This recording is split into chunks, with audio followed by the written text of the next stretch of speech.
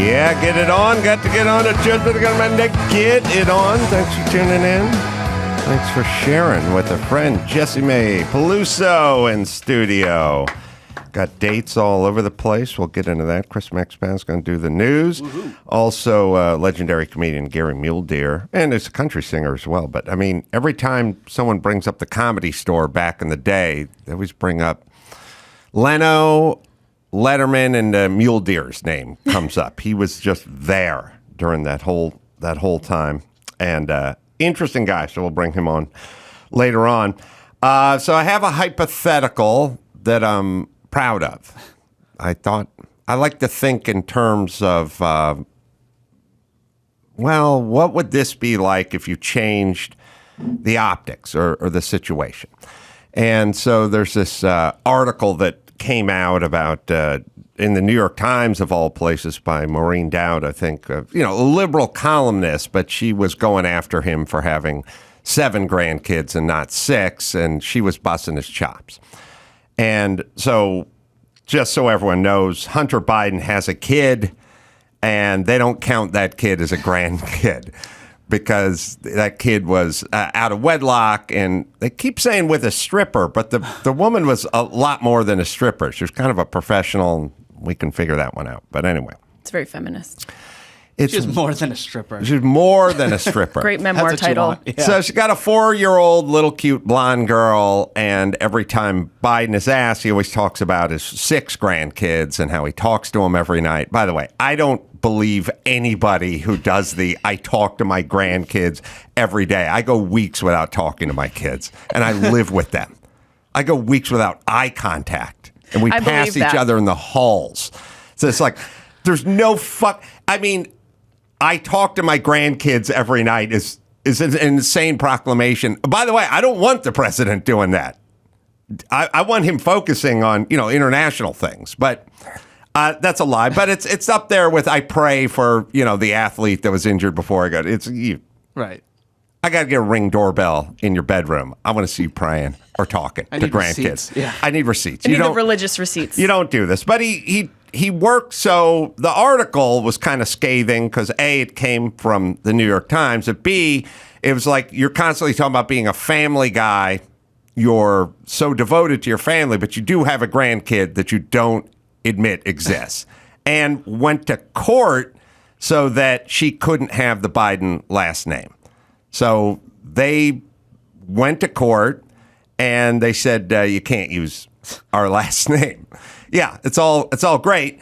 But the bigger revelation is that the New York Times was sort of calling him out on it because they're friendly to them. But I have a hypothetical, and I think it's going to blow everyone's mind.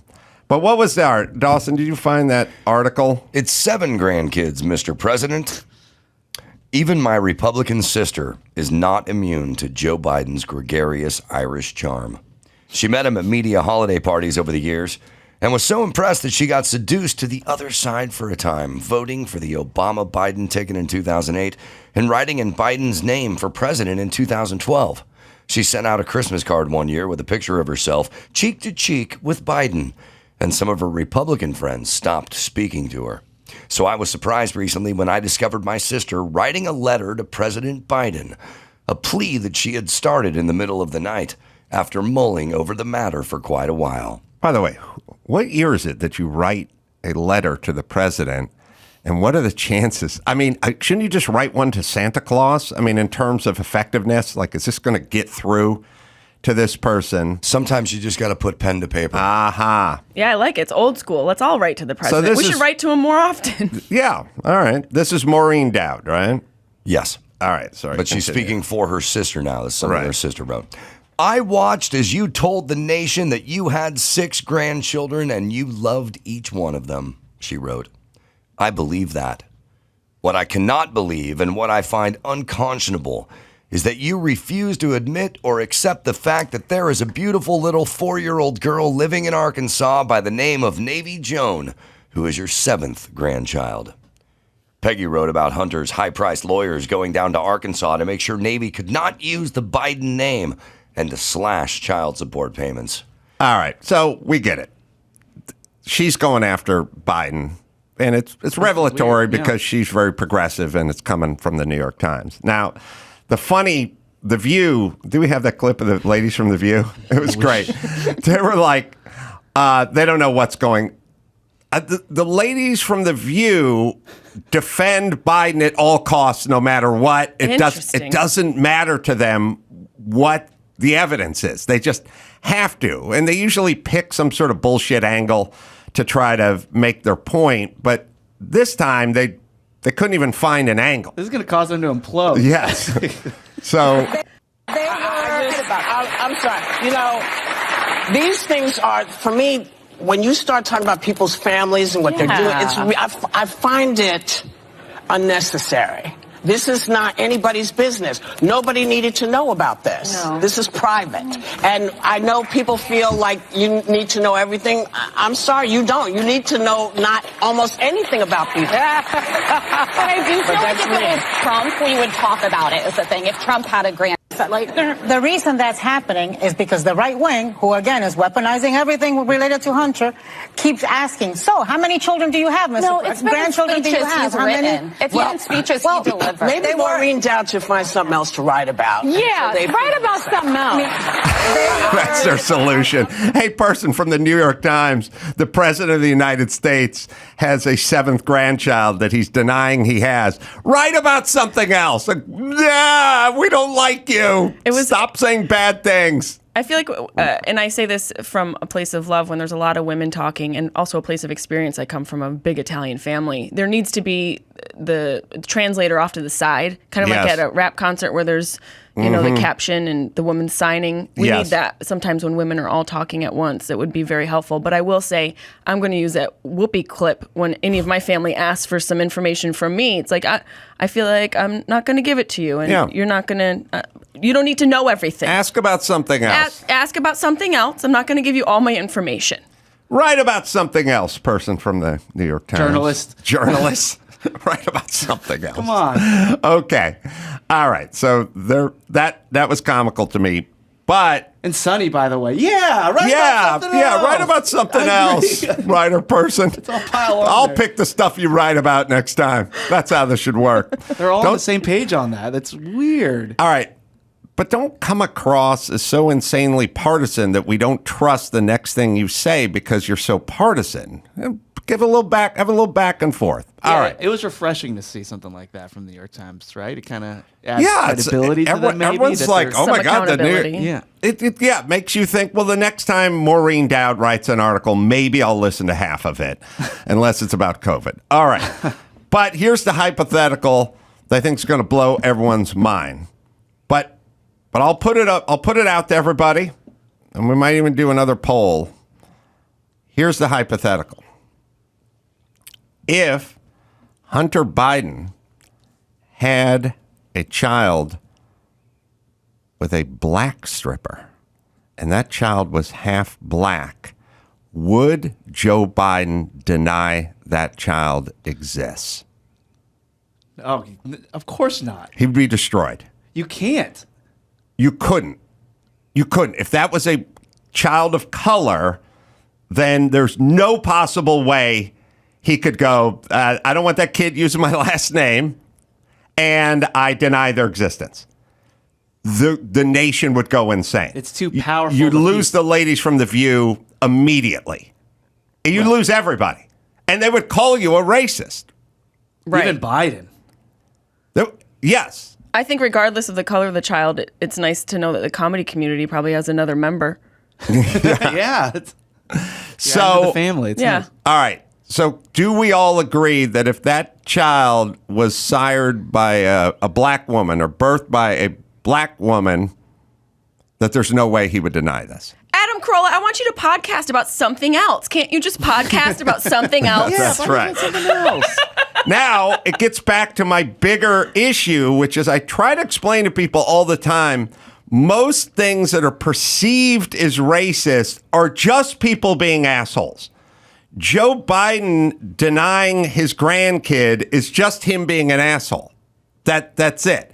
If it was a black kid, he would want to deny it, but he wouldn't deny it because the kid was black. He would deny it because the kid's an asshole. Yeah, you can't be an asshole if race is an issue too. I have a cleaning woman who I've said comes to my condo every 2 weeks, cleans the shower area, takes the hand sprayer, faces it right at me, right at the door when you walk into the enclosure, right at the door, and leaves the button pushed in. So then when I lean in to warm up the water by turning the shower on, I get blasted in the face. With the ice cold water. Every time.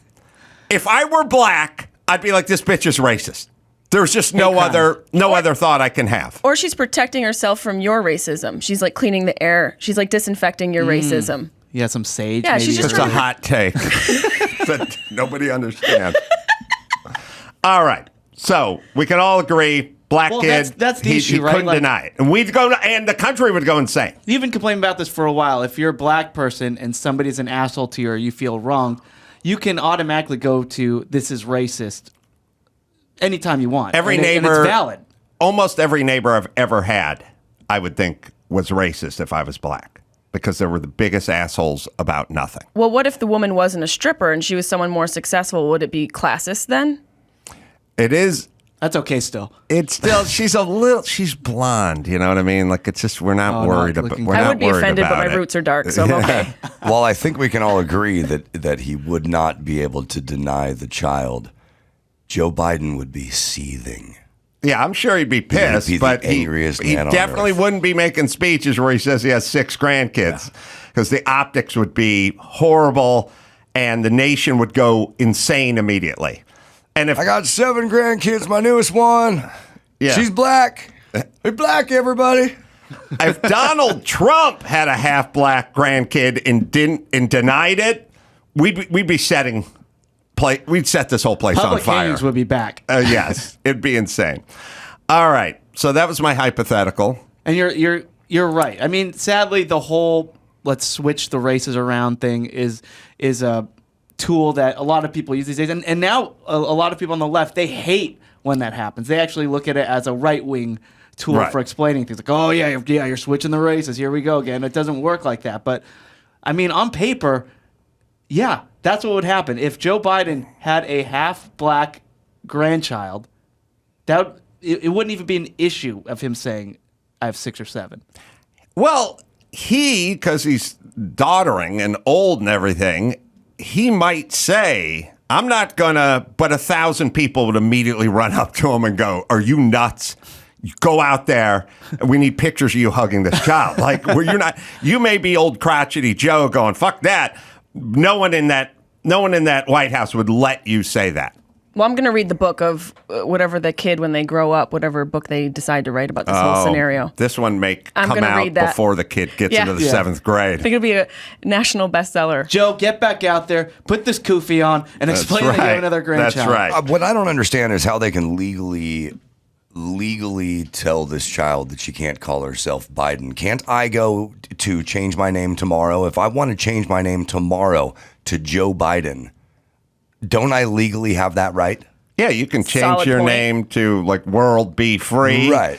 And I'm trying to think. I don't understand how this can be litigated. How I think Marvelous Marvin Hagler's name is Marvelous.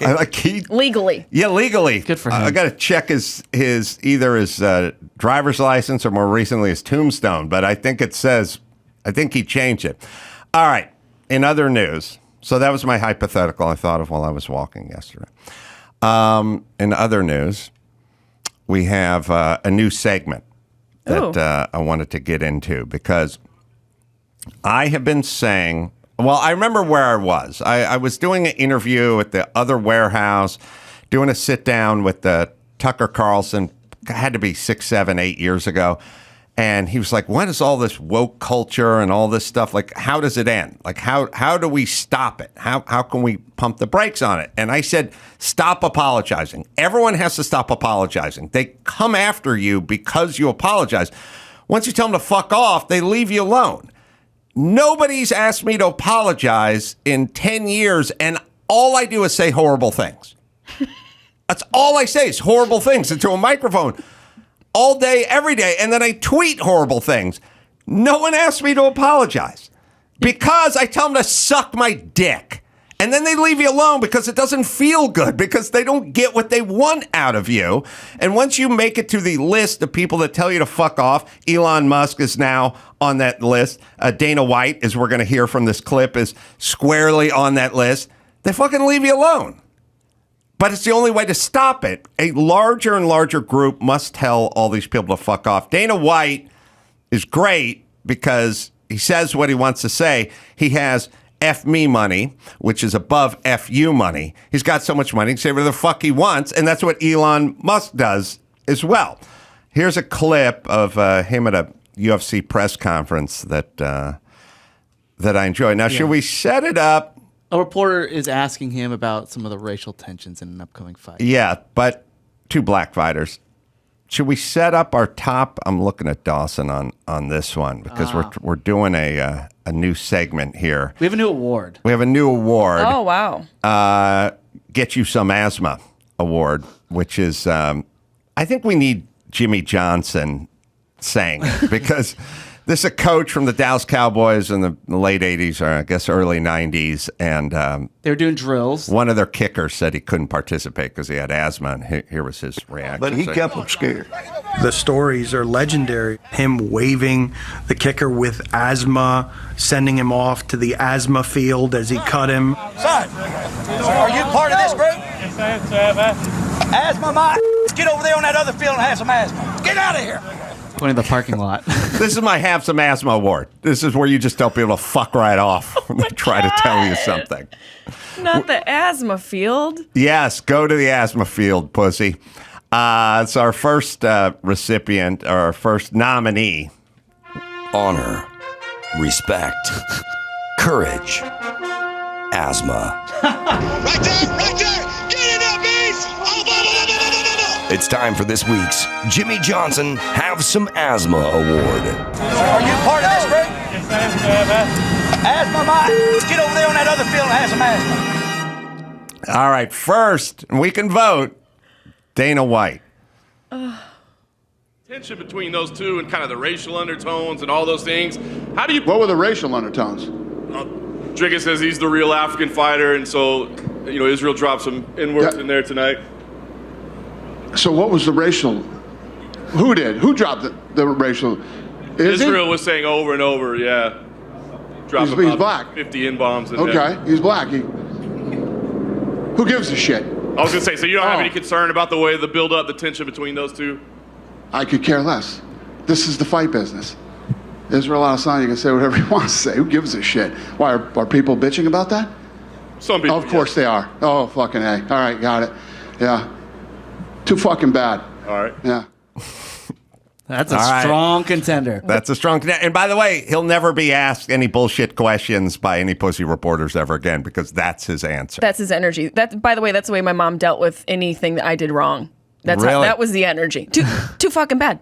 Deal with it. Who gives a shit? Yeah. Go cry to somebody else. You got to be tough sometimes. All right. So our first nominee in the Have Some Asthma category. Right there! Congratulations. Get out of here! Now get on that other field and have some asthma. Do we have a few other nominees? A few other nominees. So we boy. can't declare a winner yet. We got Roseanne. What is a woman? A woman is me. A woman is somebody whose breasts hang down to her stomach and who has a prolapsed uterus from giving birth to 5 ungrateful little bastards who have never had to work for a thing in their goddamn life. This is my advice to today's woman. Keep your penis in your pants, especially when children are around women. You get it. But yeah, that clip was pretty clear to me. She's pretty clear. That was pretty clear to me. Did she drop an F-bomb on national TV? Did you hear that? She dropped an S, N, and F. I mean, the whole thing was Roseanne uncensored. Yeah. Okay, so that was that. Now then there's me on the doctors from a couple of years ago. I just threw myself in the category. There's a clip of you. There's a clip He of me. nominated Fantastic. Yeah. This is a stellar segment. Hey, I can win an award. This should be an Emmy nominated segment right now. I agree about social media. It's doing a lot for a lot of people.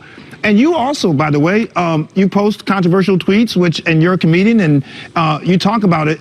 This is one that stuck out. And since we're the doctors, I want to point to this one. You said, quote, turns out the people dying from COVID are old or sick or both.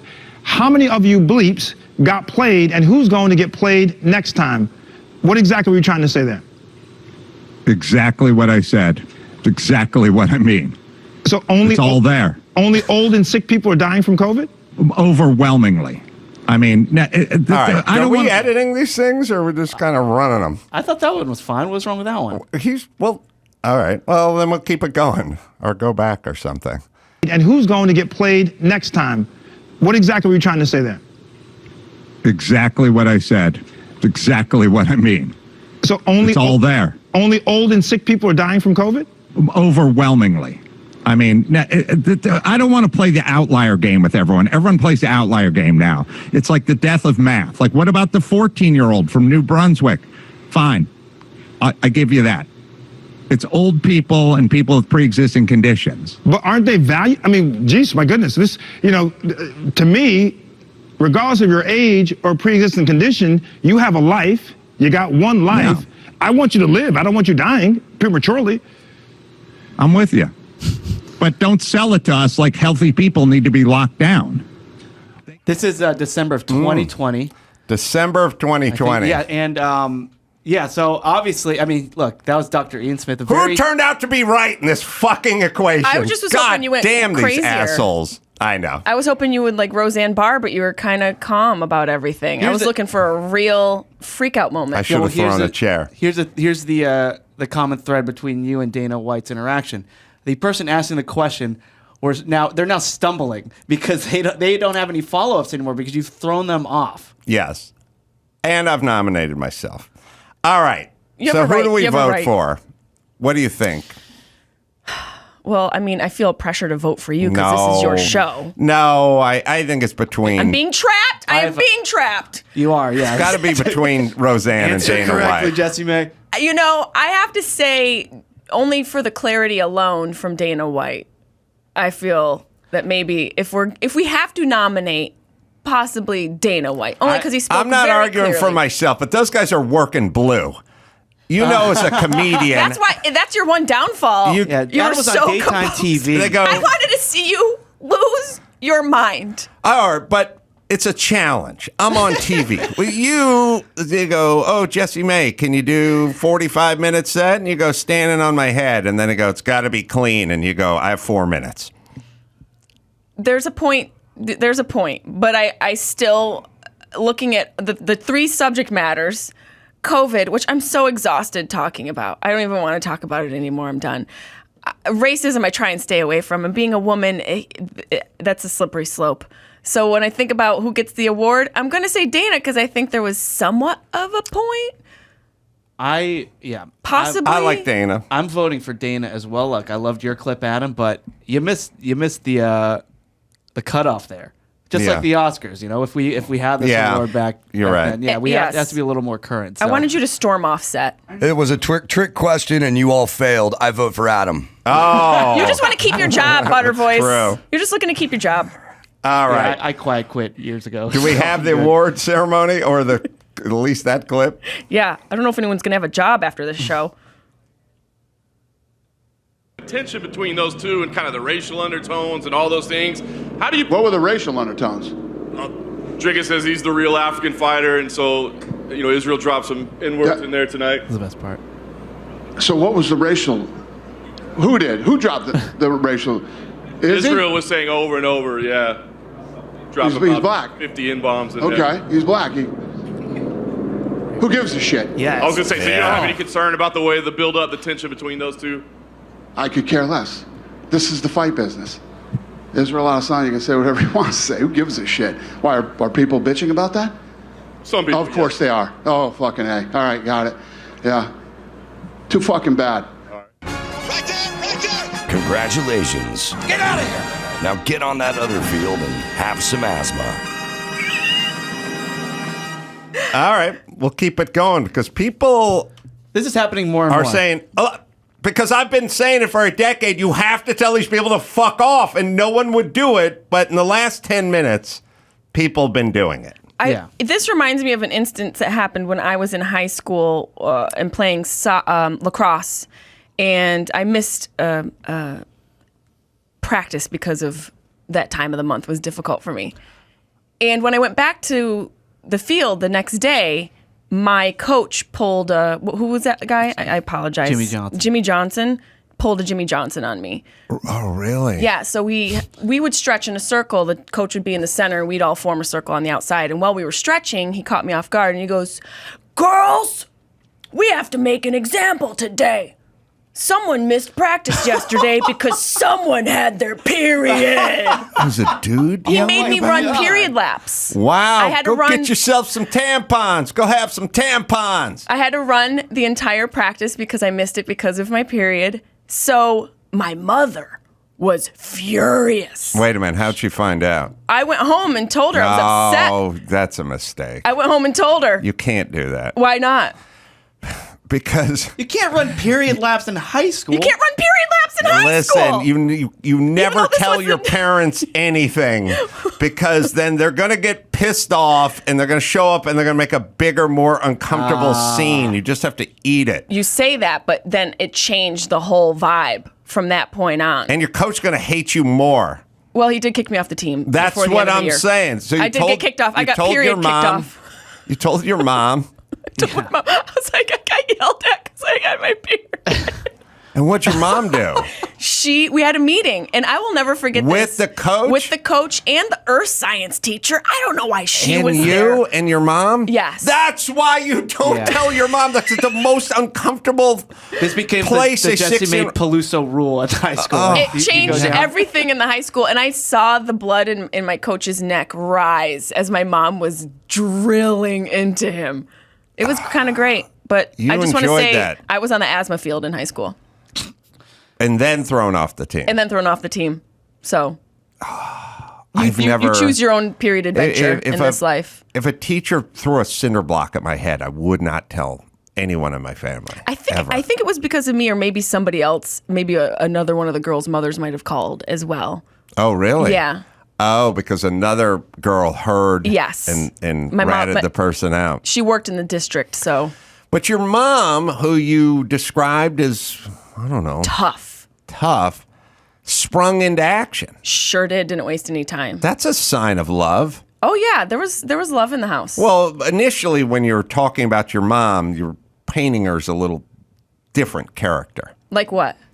Well, like when you said every time you'd say to your mom you had a problem, she'd be like, fuck off. Well, she was tough and wanted That's to what I'm referring to. Make me tough. But she would defend us if somebody else was, made us run period laps. That's love. Yeah. Okay. I'm glad I had it. I'm glad we corrected the record. I thought your mom was just an uncaring old bitch. No, she had her moments.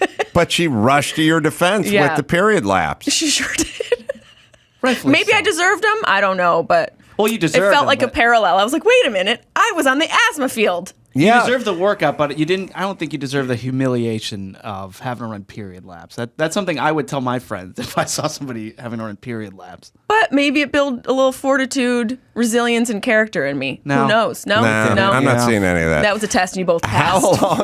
How long before you were booted from the team? Oh, it was like 6 minutes, like the next day. And the way he booted me. Wasn't he worried about the optics of? It wasn't. I'm being dramatic. It was before the end of the season. And the way he kicked me off the team, we were in economics class, and he busted through the door. And he goes, Peluso, your rack and your bag. Before the end of the day, you're off the team. And then he slammed the door. And I was like, do I have to do my economics homework? I still have asthma from the period laps I ran earlier that year. Yeah. But why did he throw you off the team then? There was no... He got humiliated. I think maybe he was a little humiliated. There's an ego thing. There must have been. Yeah. That was connected to the meeting with mom? Well, I told you. You tell me. You can't tell mom. More harm than good. Well, at a certain point. The reason I'm confused by this is because if he told you to do the period laps, that's kind of strike one for that dude. Sure. If he then later on retaliates against essentially a period whistleblower, which is what you were. Please make a T-shirt for me. And throws you off the team, he's going to be fired from his job if people are connecting that event, that meeting with the mom and the earth science teacher and him as the reason he threw you off the team. Like, that's grounds for a lawsuit at that point. Yeah, this is before people got privy to all that. You know, I was. Were you good? In the 90s. I was, like, in school? No, I'm talking about lacrosse. Yes, yeah. I was decent, fast. You were a good lacrosse player. Yes. And he just threw you off the team. Sure did. So there must have been a vendetta. I think he might have been maybe a little humiliated by Nancy. And he burst into the room of another dramatically. class. Yes. It didn't wait for you to get to the locker room? No, so much so that he like startled the teacher and interrupted the teacher. He was furious. But why was he furious? I think he just held on to, I think he probably at the end of each day, he'd go into his like man shed in the backyard and be like, that Peluso, I'm gonna get her one day. Wow, and he just burst in with full Kool-Aid. People hold on to things. We hold on to grudges. We hold on to people. We hold on to too much. And I think he just held on to too much and let me go. All right. Well, I have no harm, no foul. He's a winner. Many other things to discuss, period related. I have a question about parents, too. We'll get into that, too. Parents? Yeah. All right. A parenting technique. We'll take a quick break. Come right back after this. Let me tell you about Turo. Innovative. It's the world's largest car-sharing marketplace. With Turo, you can book any car you want, wherever you want, from a community of local hosts. Browse a huge selection of vehicles for just about any occasion or budget. Book an SUV or a minivan for a family road trip, a pickup truck for some errands, or even test drive an EV. Every trip is backed by liability insurance. Terms, conditions, and exclusions apply. Find your drive. Forget your boring rental cars at Turo, Turo.com. Hey, it's Adam Carolla. Let me tell you about a new partner we have over here, Lear Capital. And I'm familiar with LA because I've lived here my entire life. And they've been around for about as long as I've been around. And that speaks to me. That means something. Makes me feel comfortable speaking on their behalf. Lear's the leader in the precious metals business, and it provides a great way to give you and your family protection and diversification. Can't have all the eggs in one basket, kids. You need to diversify. I look at owning gold like I look at owning my car collection. Over time, gold and vintage cars increase in value. You can touch gold. You can keep it in a safe place. And it provides a bit of comfort knowing you can see it, hold it, touch it whenever you want. Gold to me is king, like one of my old vintage Datsun 510 race cars. Reach out to Lear Capital at learadam.com. They'll send you a free investment guide. That's all. It's free. They'll provide all the information you need to make up your own mind about having a little peace of mind in your hands. It's that easy. Go to www.learadam.com or give them a call. 800-489-6450. That's 800-489-6450. 800-489-6450. Are you ladies excited about equality? Yeah, no, fuck it. I agree. It's like, what equality? Also, I think we kind of messed this thing up. I think we already had it good, and we messed it up. We had it fine. We had it great. 20s, 30s, 40s, 50s. We didn't have to do shit.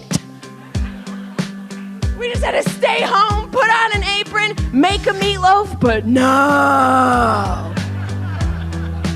One of you bitches wanted to vote. Now look where the fuck we are. So a woman, she deserves equal rights. Stay home. Fuck the neighbor. There's your equal rights, Doris. Figure it out. Jessimae Peluso is on the Adam Carolla Show. Got some hot questions about parenting from the new parent, Chris Maxipata here. You're a new congratulations. Hey, thank you. Yeah. It's not that big a deal. I fear for the child. Everyone but shits out a kid. We're holding out. Yeah, if he does period lapse, though, I'm going to be pissed. All right, so it's actually just online. There's been a lot of backlash with, you know who Dwight Howard is? Yeah. Yeah, basketball player. He was a center for like the Magic and the Lakers, and huge man, huge, big shoulders. Well, there was a video he shared on Instagram of him training his 9-year-old son, and I'll play it for you because people were pissed when they saw this. Okay. Come on. I can't. Come on. I Come can't. on. Come on. I can't Yes, do you it. can. Yes, No, I you can't. can. I Yes, you can. Come on. Looks like he's like on a elliptical. Yeah, it's like I want you to do it till I tell you to stop. What? Go, start. Let's go. Trying to amp him up. He's doing the pushing. exocycle thing with the arms. I don't know why he's smacking him in the ribs. Maybe to focus his energy. Yeah, this kid. Yeah. So anyway, he's crying. He's like, I can't, and he's pushing him, and people are saying he's pushed him too hard. What the hell, man? A lot of backlash from that. I'll tell you this. Chicks and kids have this fucking get out of jail free card where they can just start crying and then America agrees with them. Like, kids figure it out early. They figure it. Girls do, and they will use the shit. They'll eat your fucking lunch because all they have to do, and they'll realize it, is like you could be telling your kid, you got to brush your teeth every night before you go to bed. If they burst into tears and go run and hug their mom will go, you're a fucking animal. What are you saying to this child? Like they figure it out. Just start the waterworks. America will take your side. The mom will take your side. You can get out of jail free as a kid if you cry and you learn it. And you use it. Yeah. Like it becomes weaponized. And then if you have two kids and one of them's a little bit stoic and the other one's a crier, the crier will just fucking get their way every single time. It's the easiest. It's a ruse. It's a scam. It's a grift. But if you have two kids and like one goes, I want to ride shotgun on the way out. And you go, okay, you can ride in the front seat on the way to Magic Mountain, but when we come home, you got to ride in the back seat, and then the boy's going to ride. When you're in the parking lot of Magic Mountain, like coming home, if she says, I want the front seat, and starts crying, you'll just go, oh, fuck it, take the front seat. Sorry, you're riding both ways in the back seat. You'll win every argument, and they learn it, and they know it, and they do it. Use it, yeah. I don't know what this kid was up to, but I'm telling you, the bullshit cry is a super effective weapon. Well, kids definitely do that to get some sort of attention because they need something when they're children. But I don't think every household does it that way. Like, I know, again, back to Nancy. If I cried, she'd let us cry. Nancy's the name of your mom. Nancy, yes. Okay. Nancy is the name of my this. mother, yes. Back to negative Nancy. She would let us cry. She did not baby us when it came to that. And she had a yardstick that she would use often on us if we misbehaved. Wow. So I think you're speaking to one portion of parenting. But also, this makes me think of, like, I just had this conversation about... Well, it's pretty ubiquitous. Kids learn it. They learn to get their way. But it didn't work on you, Nancy. No, it didn't work on Nancy. Nancy grew up in a house of like 8 kids on a farm. You could, if you cried, somebody else just walked over you and dealt with the pig or the cow or whatever. Around here, it works. In It's California, effective. it's definitely a specific thing. But speaking of a farm and what I just thought of, like back in the day, children worked earlier. They had to contribute. They had to do things. And childhood seems to be it was maybe like a fantasy for them back in the day because you didn't really have a childhood. Now we have this idea of what childhood is and this magical thing where they can go to Disney World and have all these beautiful moments. Not that they shouldn't, but children used to contribute and used to have to do difficult, adverse things because that was a part of survival for the tribe, part of survival for the family. And, you know, with the introduction of agriculture and farming, children worked the farm. I have a friend now who has 5 or 6 kids, and they have a huge farm, and the 2-year-old works. He has and enjoys it. 5 kids and doesn't recognize the 6. Well, one was made out in the hen house, so we don't mention that child. So, yeah, No, I agree. My whole thing is always kind of, no one wants to see a little kid crying. No one wants to see a grown man cry. But let's be honest. This kid does not have real problems. This kid lives in 14,000 square feet, has an elevator and a dumbwaiter somewhere in the house. Like there's kids with real problems. There's human trafficking going on. This kid's on a fucking Exta-cycle with an NBA All-Star smacking him in the ribs. He'll land on his feet. Right. That's a solid point. He'll hate his dad too, probably, or maybe. I don't know. Maybe as a child, but as an adult, he might appreciate it. Yeah, he might. I think there's a thing that's real, which is, as I've always said about, all right, nobody wants their kids to play Pop Warner football anymore. They don't want there's no tackle football anymore. It's not doable. And I've been saying for a very long time, they're worried about injuries. And I've said for a million years, a broken finger heals, but being a pussy is a lifetime sentence. And you're going to have a lot of fucking pussies roaming around. As a matter of fact, I see it now. It's a generation. Stop looking at me. I look around. I say to Mike August 13 times a day, that guy didn't play organized sports. It's a fucking pussy. He doesn't know how to do this. He doesn't know how to take commands. He's not used to getting yelled at. He's not used to correcting himself. Like, there are so many lessons you learn on the football field that help you in life. It's unfucking believable. Yes, everyone gets injured playing football. Everybody. But it is a small price to pay to all the incredible lessons that you learn and that you take with you. So now we're raising kids in a snow globe. Yeah. There is no gravity anywhere. My house has no gravity. You walk in my house, you can swim in the air to the TV.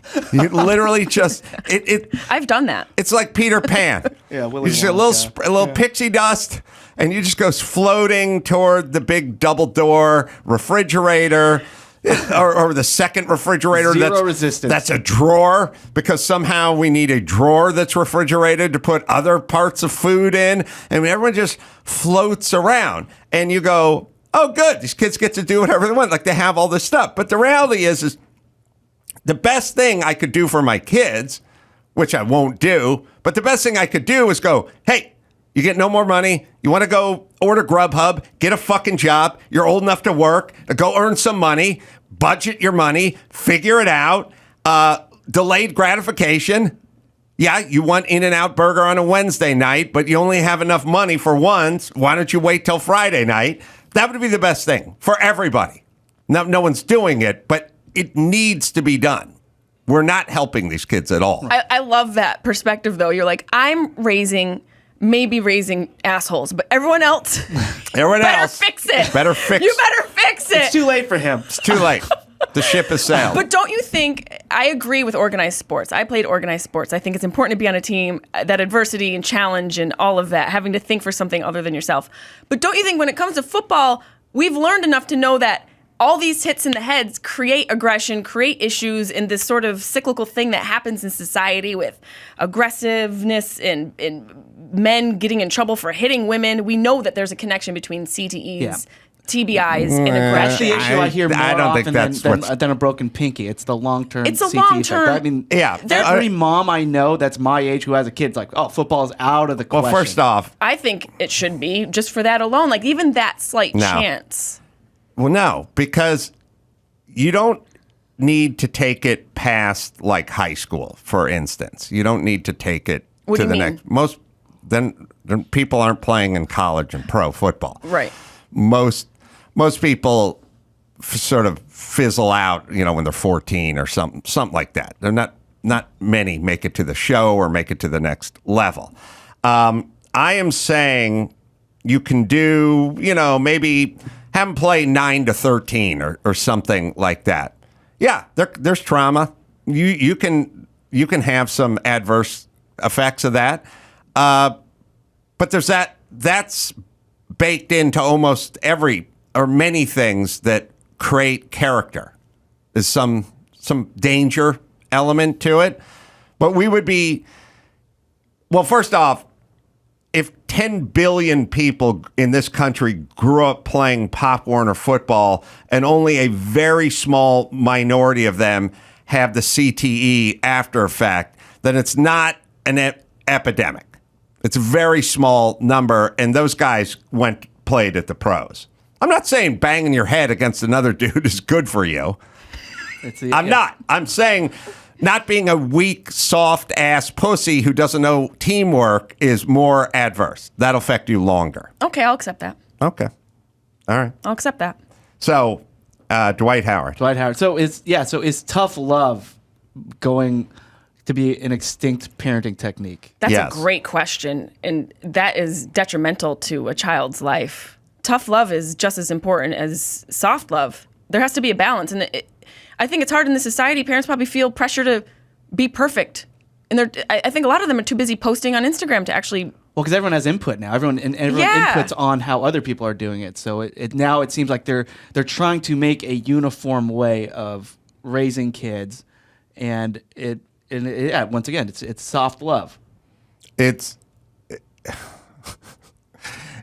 will be, all right, we're having major character issues as a society. We're not raising kids with fucking character. The self-esteem movement is the worst thing that's ever happened to this fucking nation ever, trying to convince every kid that they're the best and the coolest when they've not earned it at all. It's already having effects. People, I mean, you know, when Google or Facebook or Twitter goes, look, 23-year-olds, you have to come into work at least 3 days a week, and they go, fuck that.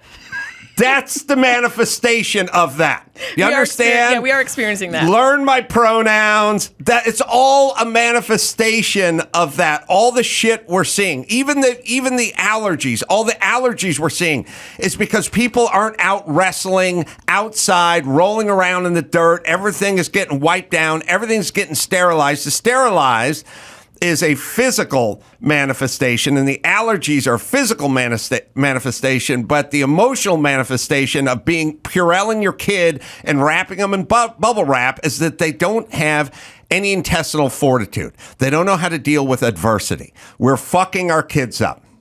I concur. I think that when you have a daughter, for instance, there's got to be a real difficulty in being tough with her because she's this cute little angel, but you would do a disservice to her if you raised her too soft. Like, you know, you've got to toughen a girl up to be able to survive in society. Yeah, and run period laps. Yeah, you got to run period laps to be able to handle. I'm with the coach now. The yard, the yard adversity. You know, he should have had you hold up a red flag as you ran those laps too. Just make it known. Well, or drag one. Yeah. I was going to say rag, but that's too gross. That is really gross. That's a little too fun. I said it was too gross. I admitted it. We used to have to run bag laps. That's where you took the tackling dummy, the big 80-pound tackling dummy, put it on your shoulder and ran laps. Like firemen carry a dummy? You take a blocking dummy, not the sled, but the dummy. Which weighed, I don't know, it was like a large heavy bag. And you just go, we're doing bag laps, and put that thing on your back, start running. The one they would do all the time, which I don't think they would do anymore, but it was the best. The best thing a fucking 9-year-old could ever learn is they would line everyone up in front of like the 5-man blocking sled. The sled was the greatest because the coach would stand on the sled. Yeah, and take a ride. He'd take a ride, have that whistle in his mouth. Go, go, go, go, dig, dig, dig, dig, dig, dig, dig. But the one they would do all the time, I started playing when I was 7, so I just went all the way through. But there is, I mean, maybe it's my family. Well, look, Max Spada. Hey. My dad didn't instill anything into me. Can we all agree on that? Oh, yeah. 0, right? Right. There is no less pussy than me. Maybe just resent. Is there any less?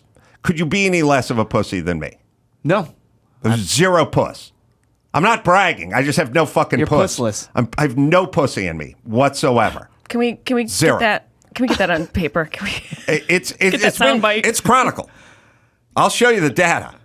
That should be your epitaph. I'm at 0.0 pussy because I played fucking Pop Warner football for 7 years before I got to high school, and all I did is get yelled at by fucking fat dudes in windbreakers and bike shorts and tobacco thrown at me and whatever, and I just, all right, unfazed. Completely unfazed by everything because I was never coddled. But the move they would do, I don't think they would do it today. They'd get everyone lined up on the sled. Had like a 5-man sled.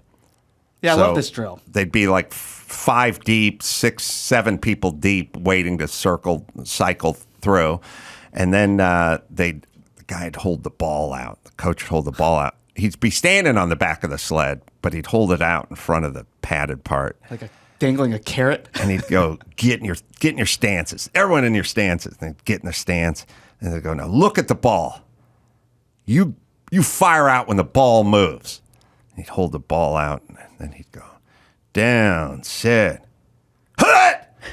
People like, hut. Ball has to move. I wouldn't move the ball, but he just hut. And at some point, somebody would lurch forward, and they'd go, "Higginstaller, offsides." Yeah. Everybody can run a lap now. No. Everybody's on a lap. Not just the guys in the front. Everybody's on a lap. And when you're on your lap, thank Higginstaller. Yeah. Make sure you thank him. Not only are you getting punished, but we're going to make everyone hate you, too. I just got done driving the sled for 10 yards. I'm in the back of the line now sucking gas, and I'm on a lap because I thought I was going to get some rest because I got 6 guys in front of me. Yeah. Everyone's on a lap, and all thank Higginstaller. Fucking Higgins. Fucking Higginstaller. Uncomfortable locker. Right. Now, Higginstaller learned a very valuable lesson that day. Very fucking valuable. And that shit then translates into the business world, into the job site, into other interactions with Higginstaller. That's what I'm saying. Yeah, because now there's a part of you that's going to act in consideration of everybody else as well. So have you taken note? No more playrooms. We need obstacle courses. Yeah, and that's I right. fully condone And a your toddler mom's- obstacle course and my mom's yardstick. Mom's yardstick. Yeah. My sister and I still joke about it to this day because a door where the yardstick was on the other side of had like one of those drafts on the bottom, those plastic like flap drafts. So it was very distinct noise. And it was like... When she went, like the sword leaving the sheath. Exactly. She just drags it as she's walking down the hallway. got the yardstick.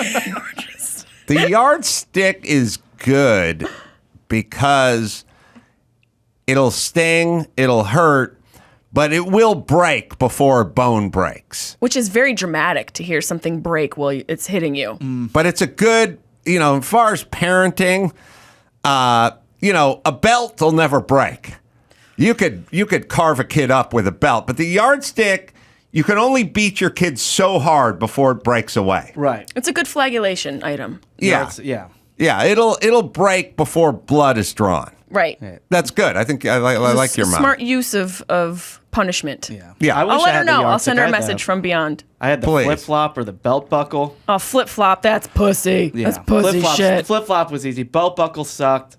I remember, or we would kneel on a grill grate. Kneel on a grill, like a floor heater? No, just like a grill grate, like for grilling. But she would just put that on the floor. and She'd you would take it kneel off on the grill? Yeah, you would kneel on it. It wouldn't be hot, but knees. just like it would just hurt.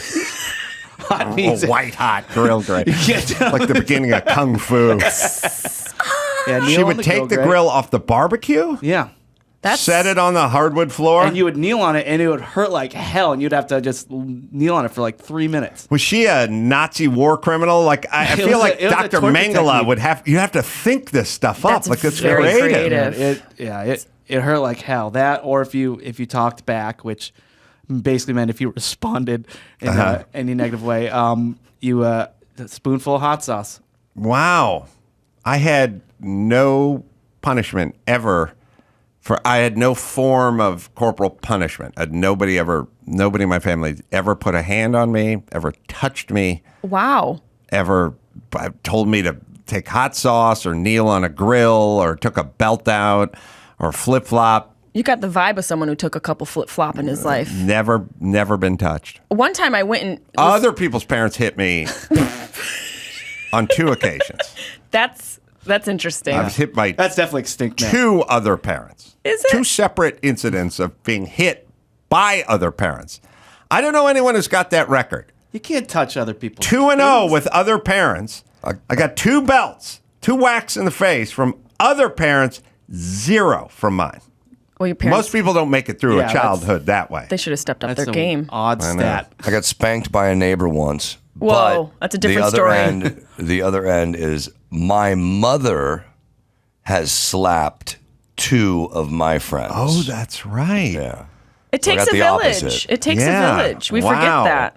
One time I curiously went to my mom when she was washing dishes and I said the F word to her. I didn't say it at her. I just was curious and she took the whole bar of soap and put it in my mouth. Really? Yeah, I got that's classic. soaped. I got yardsticked. I don't know how many people my age, I'm old, were completely untouched by their parents. I sailed through a childhood. Your age is, That's That's rare, rare. right? that's rare. Yeah, that was pretty ubiquitous when I was young. No, that was my parents.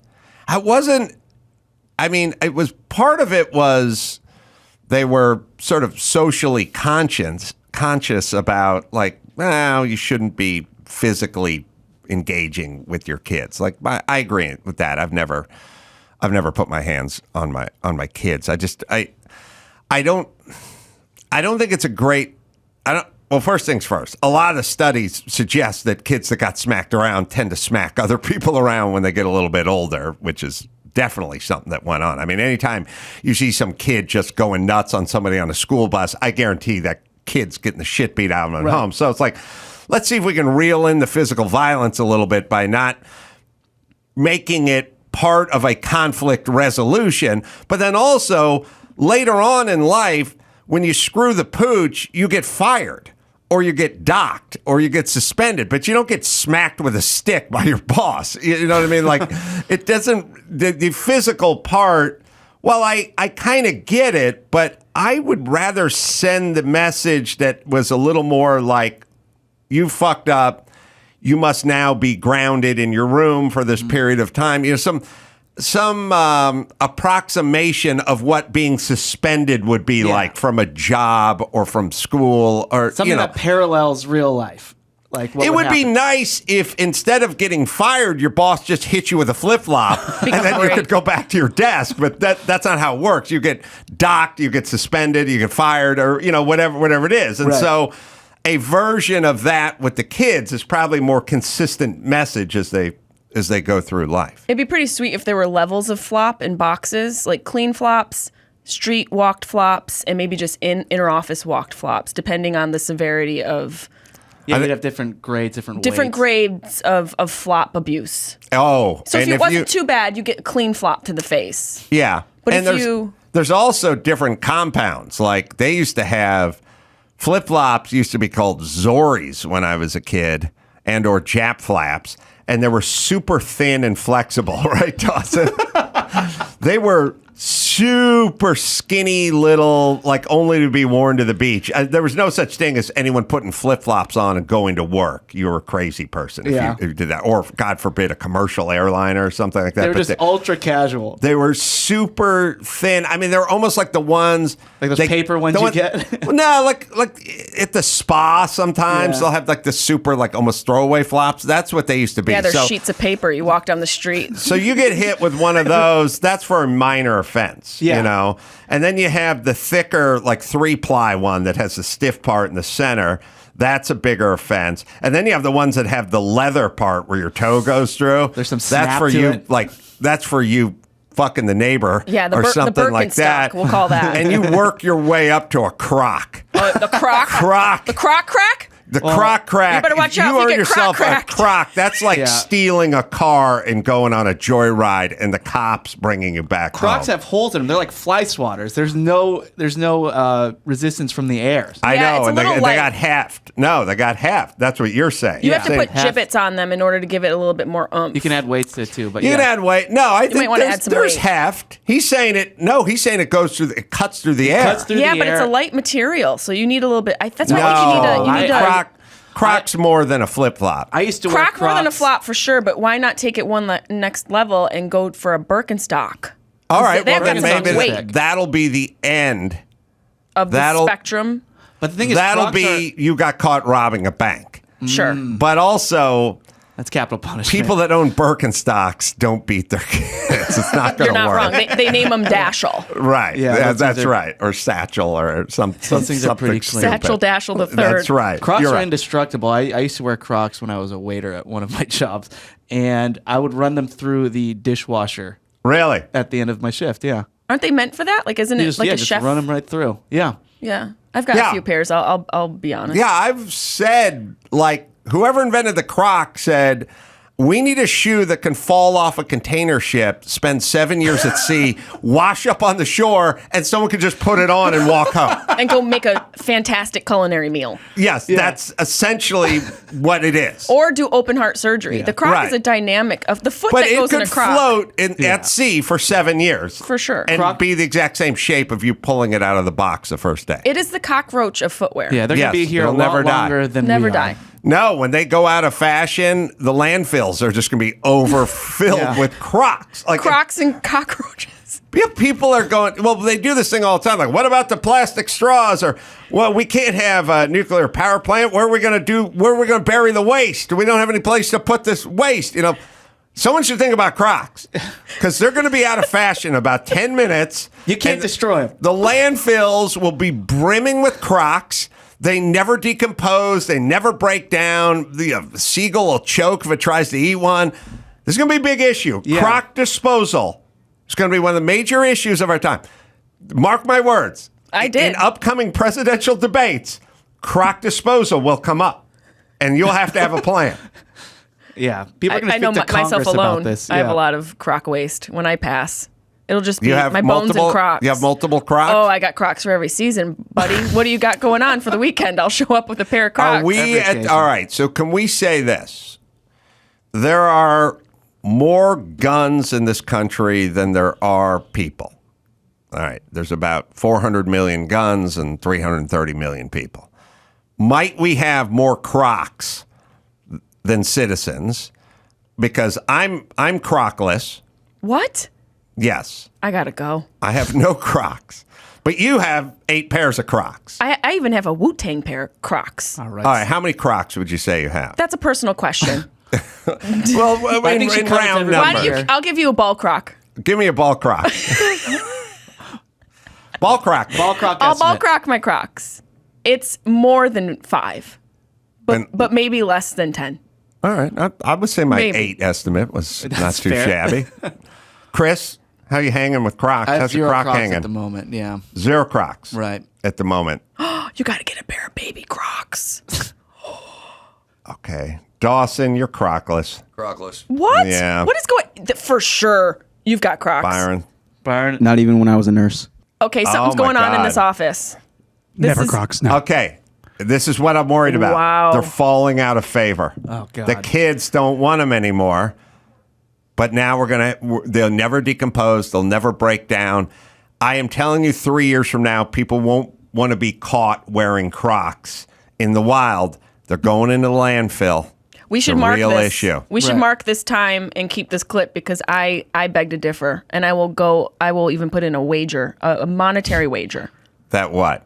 that Crocs will forever be in fashion. It's kind of like jazz, you know. They're already kind of making fun of Crocs. And fashion always evolves. Jazz and Crocs. Yep. You got Kenny G Crocs?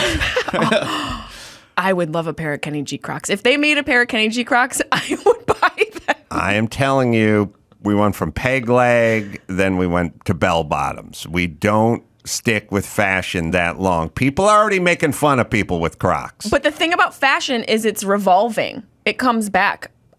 People wear bell bottoms.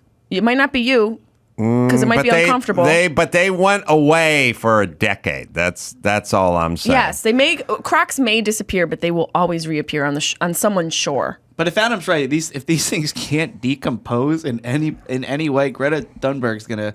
She should be focusing on Crocs. You? Yeah. All we have to do is take. Oh, you know what would be the end of Crocs? Fire. I could put Crocs out of business tomorrow. Don't you do it, Adam. I take Don't you a dare. Croc strap, the stupid strap. Yeah, that's there. that's meant for, you got to kick it to turbo speed. That's mode, turbo yeah. mode. What's turbo? Kick The it ankle back? strap kicks you to turbo mode. Turbo mode, yeah. I'm going to take You guys that. obviously don't know about Crocs. I'm going to take the Croc. I didn't know there's a turbo mode. Yeah, that's what the ankle strap's for. I'm going to take the Croc ankle strap, right? Okay. I'm going to take a giant sea turtle. I'm going to shove the ankle strap up one nostril, and I'm going to take a picture of it looking sad. There will be no more Crocs. That'll be it. I will cry. There'll be. We're going to evolve to paper Crocs. I got to say, fuck those turtles. I love my Crocs. Can we talk Croc stock? Croc stock. Croc stock. Gonna Through the fuck. Gone. Get out now. Yeah.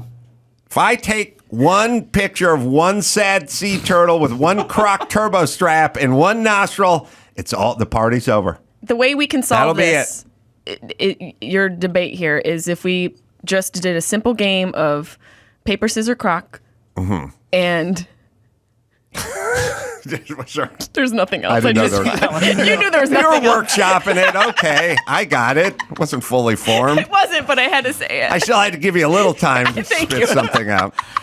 All right. Let me tell you about a doc. I just watched it. I loved. And I'm on a tear.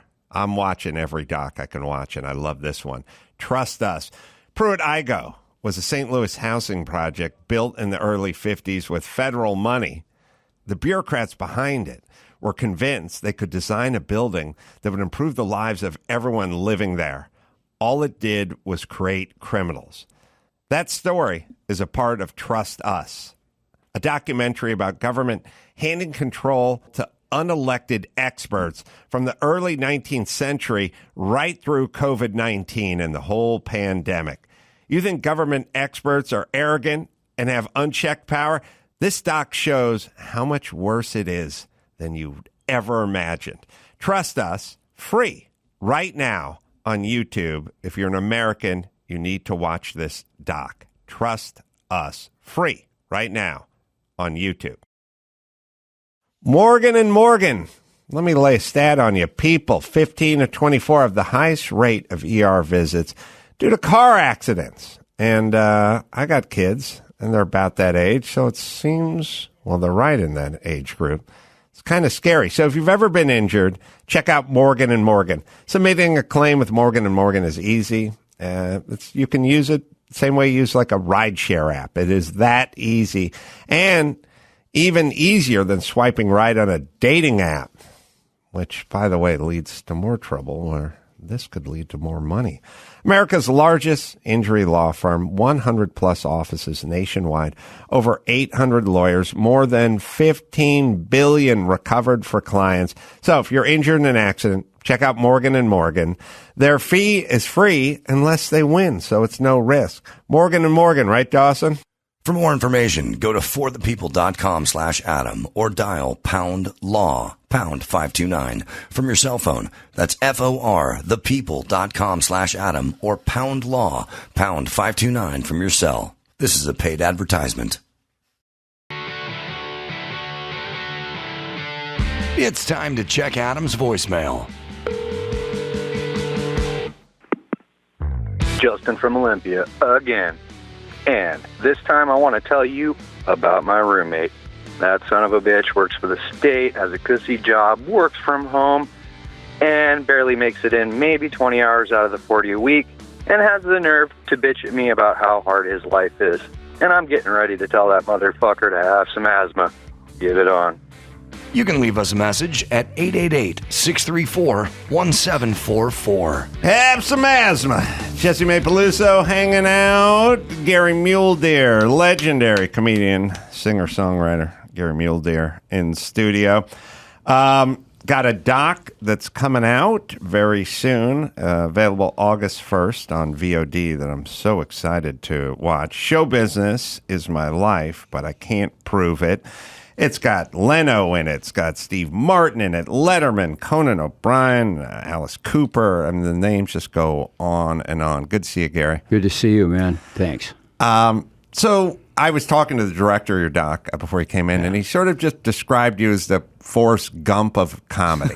Said you've been everywhere, you've known anytime there's a story about back in the day in the Comedy Store, Mule Deer's name comes up. One of the first ones to ever go in there and take my partner and I, Mule Deer and Moondog Medicine Show. We went in there, I think, in 71 when Sammy Shore still had it. Wow. That's when there was an improv group with Sammy Shore. It was Craig T. Nelson, Barry Levinson, and Rudy DeLuca. They just did improv stuff between acts. There weren't a whole lot of comics coming in at that time. And how did the relationship with Steve Martin come about? I lied about being able to play bass to come out to L.A. and be with a group called the Greenwood County Singers in '66. So I got out there, and they were pretty upset with me, so they dumped me out on Melrose. And a guy told me that I could go up to Randy Sparks' club between Wilshire and Santa Monica. There's a guy up there that knew me from Denver, and I could stay in his couch for a night. And the next day I went into this club called Ledbetter's, and John Deutschendorf, which he hadn't changed his name to John Denver yet, was the host. Oh, Steve Martin was the magician. The Carpenters were 13 and 14, had to sit out with their mom out in the alley because they served beer between sets. And it was Mike Settle in the first edition. Kenny Rogers was just the bass player in the group at the time. And Michael Martin Murphy was leading a group called the New Society and RCA Victor Records. And they were doing auditions that night, and I won the audition. So I was out there for 2 days. I'm in a group I'm in a national group going in to be actually, we had our album was with the Wrecking Crew.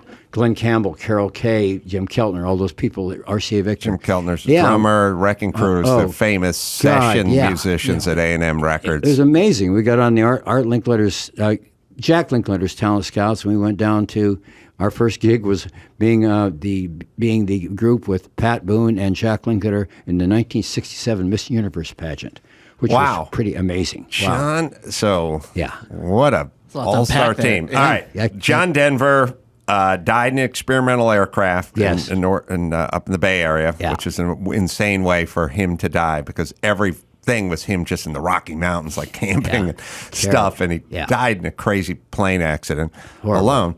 And then Steve Martin is a magician. He was a magician. He had a banjo, but he just had an act that nothing ever worked. A magic act where nothing worked. It was incredible. It was really. And Kenny Rogers was with the first edition, who just walked in to see what condition his condition was in. Song back then. Yes, he was still the bass player. Yeah, that's right. And then, of course, the Carpenters. Yes, and brother, sister, Mike Nesmith 14. had a group there, too. The Mike Monkees. Nesmith had a group. Yeah. Wow. Yeah, it was pretty amazing to just walk into this. In 2 days, I'm in L.A. 2 days. I'm already in a group, and I'm already being recorded, and just right place, right time. And were you a roommate of Steve Martin for a while? After that, him and I and Michael Johnson. Remember Bluer Than Blue? Let's spend the night together. Bluer Than Blue. You got it. That's right. That was Michael. He wrote that song. Yes, he did. But he didn't sing it. No. He wrote Blue. He sang Bluer Than Blue. That was one of his bigger hits. Michael Johnson? Yes. Yeah. Yeah, but who else covered it? It went into country for some reason. Did somebody else cover that song? Yeah, somebody else covered it. I can't remember who because I don't remember things like I used to. And what worries me is I remember things that never actually happened. So we got to be careful there. I know a lot of those people. Oh, God. Your memory sounds pretty good. Every woman I've ever dated knows things that never happened. But yeah, we had a place in Palms, California. I remember one thing that was really amazing. There was a carpet sale. It was really a bad house. Went and bought this carpet, measured everything in the place, took the carpet out in the backyard, cut everything just perfectly, brought it in. We'd cut it upside down. So we had to put the plush side down, and we walked on the back of the carpet. Oh, man. The whole time we lived at that place, yeah. Bobby Vinton. I say Bobby Vinton sung Bluer Than Blue. He did. Damn it. He did. Did Bobby goddamn Vinton sing Bluer Than Blue? I don't know. I don't remember. If he did, I deserve something. Yeah, I remember. I'm thinking of Michael's Bluer Than Blues. I'm thinking of a different song. Well, there were two Blue Velvet. Blue Velvet, He's yeah. really covered Blue He sang Velvet. Blue Velvet. That's right. Bobby Vinton, yes. Then what is your Bluer Than Blue? Bluer Than Blue. Michael Johnson? No, that's the one we're talking about. That's it. Anyone cover that thing? I don't know. Nah, we need to hear it. All right. Let's get back. Let's get focused. Yeah. This is, and again, you see Leno before he's Leno. You see Steve Martin before he's Steve. You get to see everyone before they were who they were. Letterman, everyone, yeah. Yeah, and I guess you hang out long enough, you will see that. But did you see something in them? I saw 4 people that the first time I saw them perform on stage, I knew they were going to do great. One of them was Ellen DeGeneres. I did her first job with her in Oklahoma City at a comedy club. She was she was going to be the MC. Strangely enough, Yakov Smirnoff, I saw him and I knew he was going to just do great in a certain area. Steve Martin, I knew exactly. And I remember the night David Letterman came in, the first night I watched him on stage, and I was standing in the back with the comics like we always do when a new guy comes in. You kind of stand back and you're like, okay, yeah, show us what you got. And I remember Letterman was doing an editorial. He said something like, WXJY would like to take this time to state that they are diametrically opposed to using orphans as yardage markers at driving ranges. And I thought, wow. And I went up and I became friends with him immediately because of that. Yeah. Yeah, well, I was watching you perform at, I think, Night at the Improv. Yeah. From 80s. Probably. Yeah. Probably. And his set is, I call it frenetic. Yeah. Like pow, pow, pow, guitar down, out in the audience, light a cigarette out in the audience. I love depictions of smoking back in the day. I just love it when somebody lights a cigarette in a crowd back in the day. No one says anything. Back onto stage, joke. Yeah. Song, half a song, rubber chicken, back to the joke. You remember. Great. Yes. And I was like, so much energy burnt. And by the way, like a 7-minute set, not a 4-minute set. Yeah. It was just so much. I had a lot. I always made sure I had more than I could handle up there. I mean, I always had plenty in reserve. You know, my partner and I, Mule Deer and Moondog, 70 to 75, we had 2 different hour shows and a half. We could do 2 shows, 2 different shows, and a half of a third show. Just go back and repeat a little bit of the first one. Oh yeah, we had a lot of material, a lot of props. So you're at the Comedy Store during the very beginnings of the Comedy Store. Yeah. And then when does Mitzi start rolling into the Comedy Store? I'm not really sure when Mitzi started rolling in. It's got to be though around 75, 70, maybe before 74 to 76, somewhere in there. I think. I'm not sure. Maybe even earlier. We came in the first night. There were 8 people in the audience. My partner and I, and they said, "Are you comedians?" We said, "Yeah." We got up on stage. We did our little thing. My partner played Moonlight Sonata. I did a couple Indian stories. We get off. There's 8 people in the audience. 2 of them are John Biner and his manager. Said, "You want to be on CBS this summer? We're replacing Carol Burnett." We said, "Sure." That's how things happened then. Jesus Christ. But that was probably 71, I think, something like that. I'm not really sure, Adam, when Mitzi came in. I know she saved my life after I came out of rehab. I hadn't been to the Comedy Store for a year and a half because I was ashamed of the condition I was in. So I just went to country clubs. Nobody noticed I was out of my mind in country western clubs. It was great. But was it alcohol? Yeah, it was Coke. I did Peruvian marching powder for over 20 years. I mean, and no one really knew. But that's why you saw all this stuff you saw me do, because I could do 14 minutes worth of material in 12 minutes or 10 minutes, whatever. I saw you do a half-hour set in under 7 minutes. were you just high as a kite on Coke at that time? I was just enough to keep me up. I never wanted to get high. I never wanted to go to bed. I used to go to bed Monday, Wednesday, and Friday. That was my goal. And nobody really paid attention. I mean, it was pretty amazing. Yeah. Cocaine sounds great. Yeah. And I I made sure that I didn't miss a job. I only missed one job in my life, and that was with Roger Miller at the Silverbird Hotel in about 1980. Trailer for sale or rent. Rooms lent 50 cents. That's it. And I'd been up 2 days. I went upstairs to change clothes to go down to do the show. Next thing I know, security's pounding on the door. I jump up. I look at the clock. It's 8:20. I was supposed to be on at 8. I run down through the hotel, through the casino, up to my dressing room. There's nobody there. Right up to the stage. Roger Miller walks off, hands me my hat, my guitar, and my jacket, and says, "You were a great kid," and went back out as Roger. He went up and did me. He did me for 30 minutes. He was one of the quickest guys I've ever known in my life.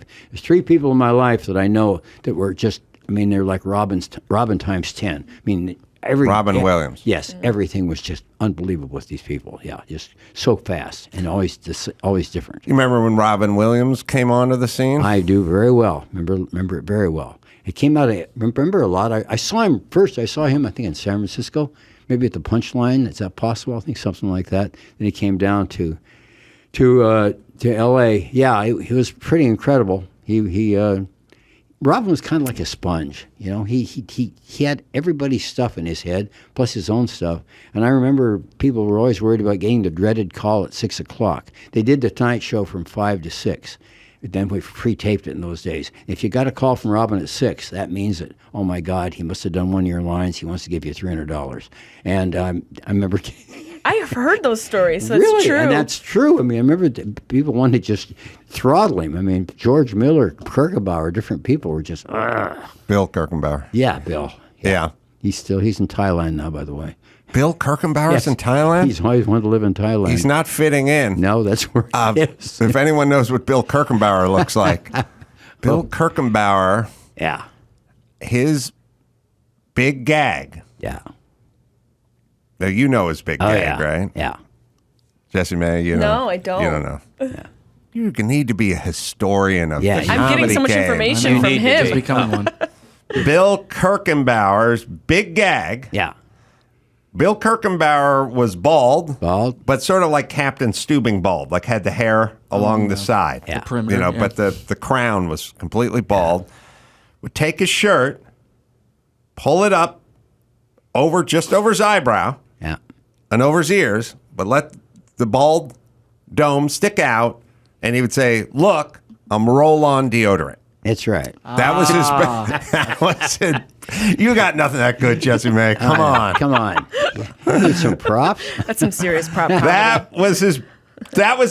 That's his joke. Yeah. That's as far as it went? Yeah, that's all he had to do. You must have seen him do that he did 7,000 times. He was the garbage truck. That was another one. The garbage truck was really a big one, where he did the whole thing, backing up and yelling and doing all the different guys' voices. Kind of at 6 in the morning. He did the one to Disneyland, the ride, where he would go down the ride. At the end, he would throw a glass of water in his face, like when you hit the end of the Splash Mountain. Oh or yeah, something. Splash Mountain, something like that. Hell yeah. He ended up on a sitcom. Yeah, just the 10 of us. Just the 10 of us. Yeah, right. Like 1 year on a sitcom. Yeah. Is it about Biden's grandkids? He was. That's a callback, is what we call it. No, but I will call it back because he played like a high school coach. Yes. I think he was like a football coach, soccer coach, or something. Yeah. That's all I know about Bill Kirkenbauer. That's quite a bit. That's a lot. It is a lot. Yeah. I don't know why I know so much about him. I'll tell him next time I text him. Quiz him on me. I will. I wonder if he knows as much about me as I know about him. I'll find out. My bit. What is my bit? Yeah. I want to know from Kirkenbauer. Thailand. So, well, let me find Bill Kirkenbauer doing his roll-on deodorant bit. But you will. When I say when he's in Thailand, you'll now notice that he might not fit in, and probably not. No, he's not going to blend in with the locals there. There he is. Oh my God! I need one of those big, giant roll-on deodorants, you know? One of those big, giant, one of those huge, giant roll-on deodorants.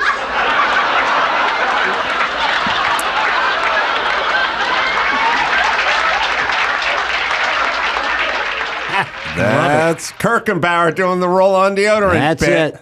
That's it. How many times do you think he's done that bit? Oh God, he did it thousands and thousands of times. Yeah, thousands. See how much better comedy used to be? Oh. So much fun. Oh yeah, we had a lot of fun. My God, when I think back to those days, everybody was starting out. That was the fun of it. You know, I always gravitated toward funny musicians more than I did comedians. That's why I hung out with Steve Martin. I hung out with the Smothers Brothers, that kind of thing. I was always attracted to the funny musicians. And after we got through at the Comedy Store, I'd head down to Sunset Strip to meet guys. Everybody else would go to a deli and sit around and talk about their sets. But that's what I did, and that's why I still work with all these great guys today. I got a guitar with me today with, you wouldn't believe how many signatures it's got on it with the great guitar players in the world. I mean, I got them all. I was watching some clips of you doing some Johnny Cash. Oh yeah, from back in the day, and maybe we'll find a little clip of it. But it's pretty impressive. It's how I got into comedy. My first night at the Buffalo Bar in Deadwood, South Dakota. With 8 people in the audience, I went into Folsom Prison Blues, and I missed the B7th chord. And all 8 people that had been ignoring me up to that time stopped drinking and talking and turned around and looked at me, so I told a joke. I told the first joke I ever wrote, which was 3 snails molest a tortoise. Officer arrives to make out the report. He says, all right, I want you to tell me exactly what happened. Tortoise said, well, everything happened so fast. And they laughed, and then they went back to what they were doing. So I just started doing mistakes through the night, and I would stop, tell a joke. That's kind of how I got into comedy, the B7th chord. Was so what was you had a coke issue for like a year and a half, late 70s? 20. Oh, sorry. Yeah. You stayed away from the Comedy Store for a year and a half. A year and a half. The coke was 20 years. Yeah. You knew that they would know you were high, or? I felt bad about it because I was one of Mitzi's favorites, and she always told me that. I don't know how many comics she did tell that, but she really was and helped me. When I came out of rehab and I had nothing, and she said, what do you want to do? I said, I want to work the main room on weekends, and I need a new car, and I need a nice place to stay. She said, where do you want to stay? I said, I want to stay at the Little Park Hotel in West Hollywood, and I want a brand new Bronco. So I went out, and this guy I knew that was a fan of mine had a Ford dealership in Glendale. He said, let me look at your credit report. Jesus, it was about 4 yards long, and it was just awful. I'd been paying American Express cards off with Visa cards. Visa would pay off MasterCards. MasterCards would pay off. It was horrible. And he said, I can't give you anything. I said, I want that one over there. Call Mitzi Shore. She said, yeah, Gary's going to be working. So I got that. And then I went and stayed at the hotel as much as I could. Everything I made on the weekends at the Comedy Store, I went into the hotel, but I wanted to stay in a nice place, and I wanted to have a nice vehicle. And then I started going out sober and doing clubs again, which I didn't think I could do, because the first night in show business, I got high. My first night, if we got time for me to tell you really quickly what happened. Yeah. Deadwood, South Dakota, at the Buffalo Bar. I missed the B7th chord. I've been doing music and comedy. In between sets, I played the pinball machines. I've lost $12 from my $15 I'm supposed to get for the night. So after that, a lady sitting at the bar takes me up to a brothel. She's a madam. She lets me sit in the corner and play my Johnny Cash songs and do jokes. And about 4 in the morning, I'm starting to fade. She gives me a little black pill about an inch long of pure dexedrine. I take that. The next day, I'm still playing my guitar at noon. Right. And she says, you can stop now, Gary. Plus, one of the girls kind of likes you. I went down and sat with this girl and just sat on the bed and talked until finally she said, I got to get back to work. I left. So the first night in show business, I got into music, comedy, drugs, gambling, and brothels. Now, the rub of this is I'm still up the next day, and I got to go to work that night again at 9 o'clock. So what I did, went up to that lady at the brothel, and I said, can I have another one of those pills? I'll come back and work tonight. So I got another pill before my show, and then to go up and work with her. And that's kind of how I started. And that's when I started with the pill thing, and which all the country guys did, which eventually went into cocaine. But I always had something like that. Never wanted to sleep. Never wanted to go to bed. That's what it was. How do you sleep now? It only takes 4 different things at intervals. I just start off with a little melatonin, a little in each cheek, like the rodeo guys do with tobacco. I have melatonin here, melatonin here. After that, about 30 minutes, I'm not asleep. I have an amitriptyline, and if the amitriptyline doesn't hit it, I take half of a 15 milligram temazepam. I wait for a little while. If that doesn't kick off, then I take a little bite of Mexican Xanax, and I'm out for 10 hours. I thought you were going to say like a baby, but I did too. That was a little different direction. Yeah. That's when I really have to go to sleep. It's just so bad. All right, Dawson, we find Mule Deer. Remember us talking about oh my God, him singing Johnny Cash? Oh my God. Oh yeah. Lord, look at this. I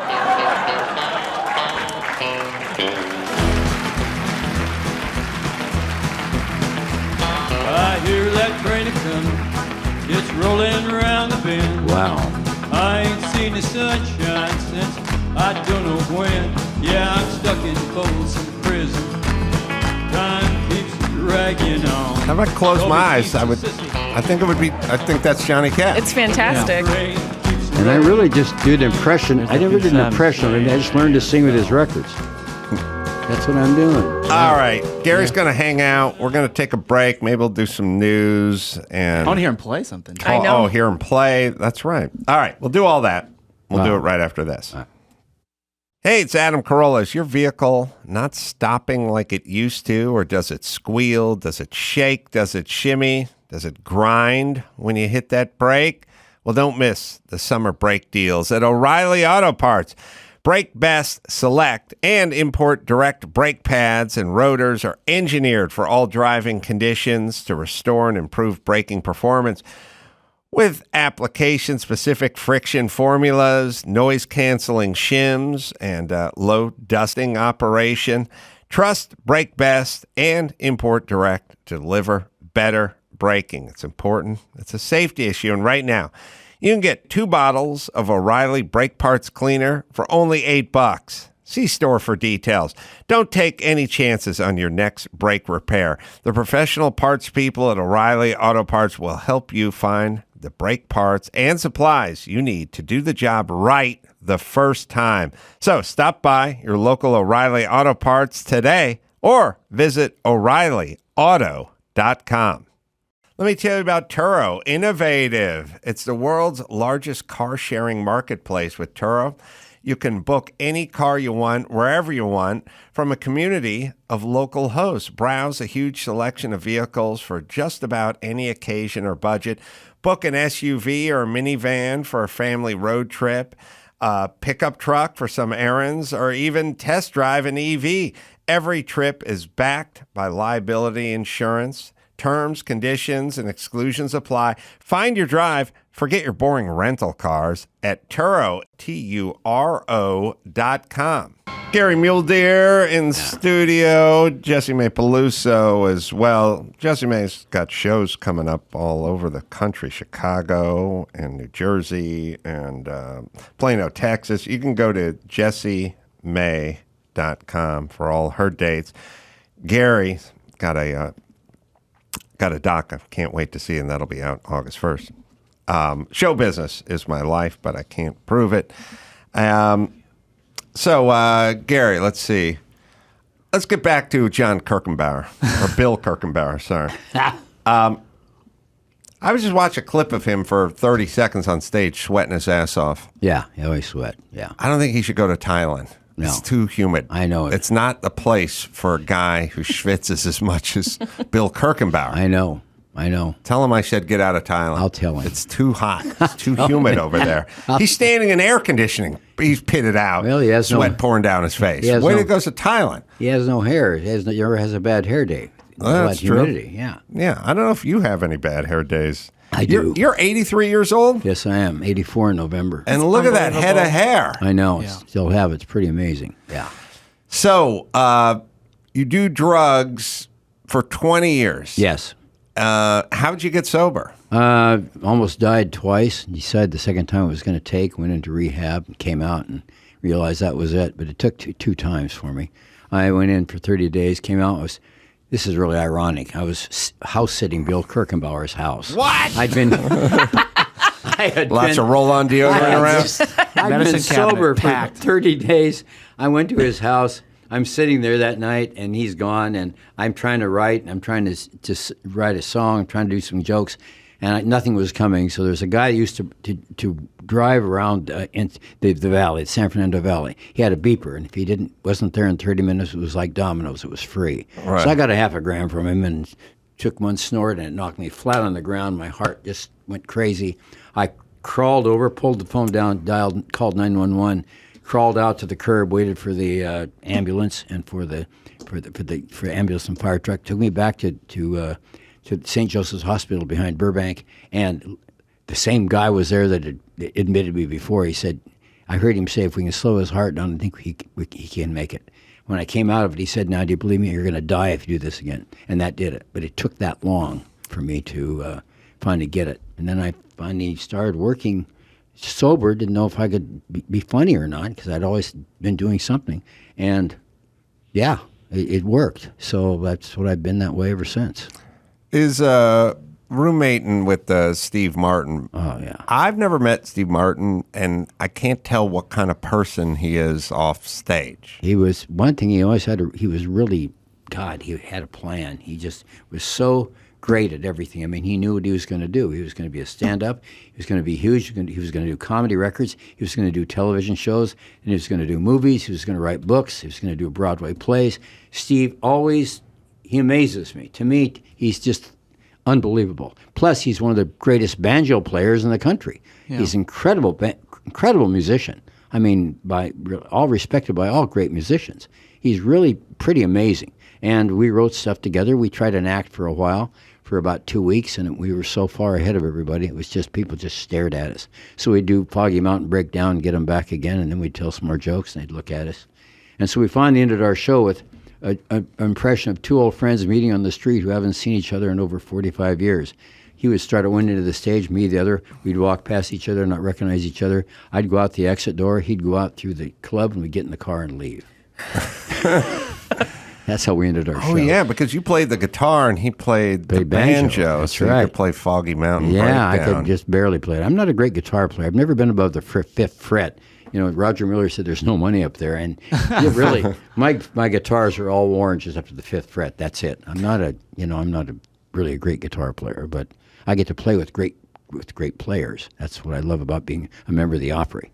And, hang out with Vince Gill, hang out with all these incredible writers and songwriters and players. What song were you thinking about playing us today? I got a song that, by the way, here's all the guitar players. Yeah, it's hard to read. I think I can. got it. I see Eddie Van Halen from here. Yeah, I had a list that I was going to read off. I think it would take too much time. So is this the same guitar I saw you playing at Night at the Improv from 1988? That's right. How does a drug addict keep the same guitar for such a long period of time? If I got really high and took this, it's a guitar that you take to every club when you're high. The first thing that would go for me, if I was a junkie, would be my guitar. Yeah. It would be left in the back of a cab. It would be left in the green room. I'd sell it so I could get coke, I pocketed a few times and barely got it out before the show was started. Oh, really? I'd done that before. Gordon Lightfoot, I remember one time in Reno, I got it out 10 minutes before I was supposed to go on stage.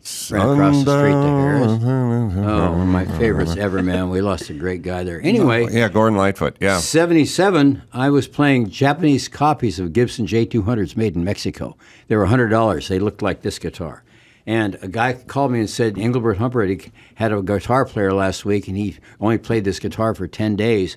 It's a Gibson J200, and he wants to sell it for $300. You want to look at it? I said, yeah. He brought it over to me. I played it for 2 days. It was like unbelievable. And he said, do you want to buy the guitar? He called me. I said, Fats, I've lost more money than I've ever lost in my life. I was making $3,500 a week. I'd lost $5,000. He said, I got to come get the guitar. I said, okay. I'm going to Disneyland, though, at 7. What I was doing, I was working with Roger Miller. Then at 7 in the morning, I would take a cab and go to the airport and fly to Anaheim, be picked up by a Disney representative, taken to the Coca-Cola stage, open for the Kingston Trio at 1 o'clock in the afternoon. Get back. Hang down your head, Tom Dooley. Hang down your head and cry.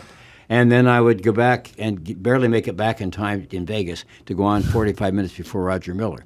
So that night he's coming to get me. I have no money to even get to the airport. I'm trying to figure out what to do. I think I'll go to my room. Maybe I can find some money in my room. I'm walking toward the elevators, and the elevators are opening and closing like this.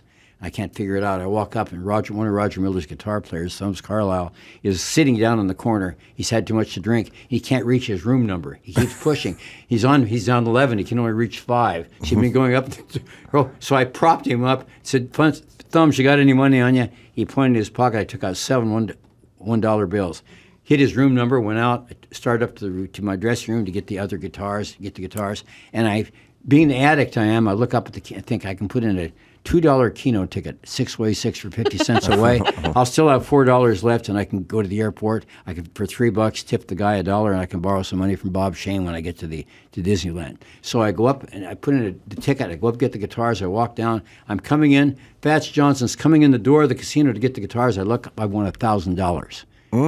I walk over. I get my $1,000. I tip the Keno shift $50. I give Fats Johnson $300. Take my piece of crap Japanese copy of Gibson J200 made in Mexico back up to my dressing room and take this guitar, and I go to Disneyland. And that's how I got it.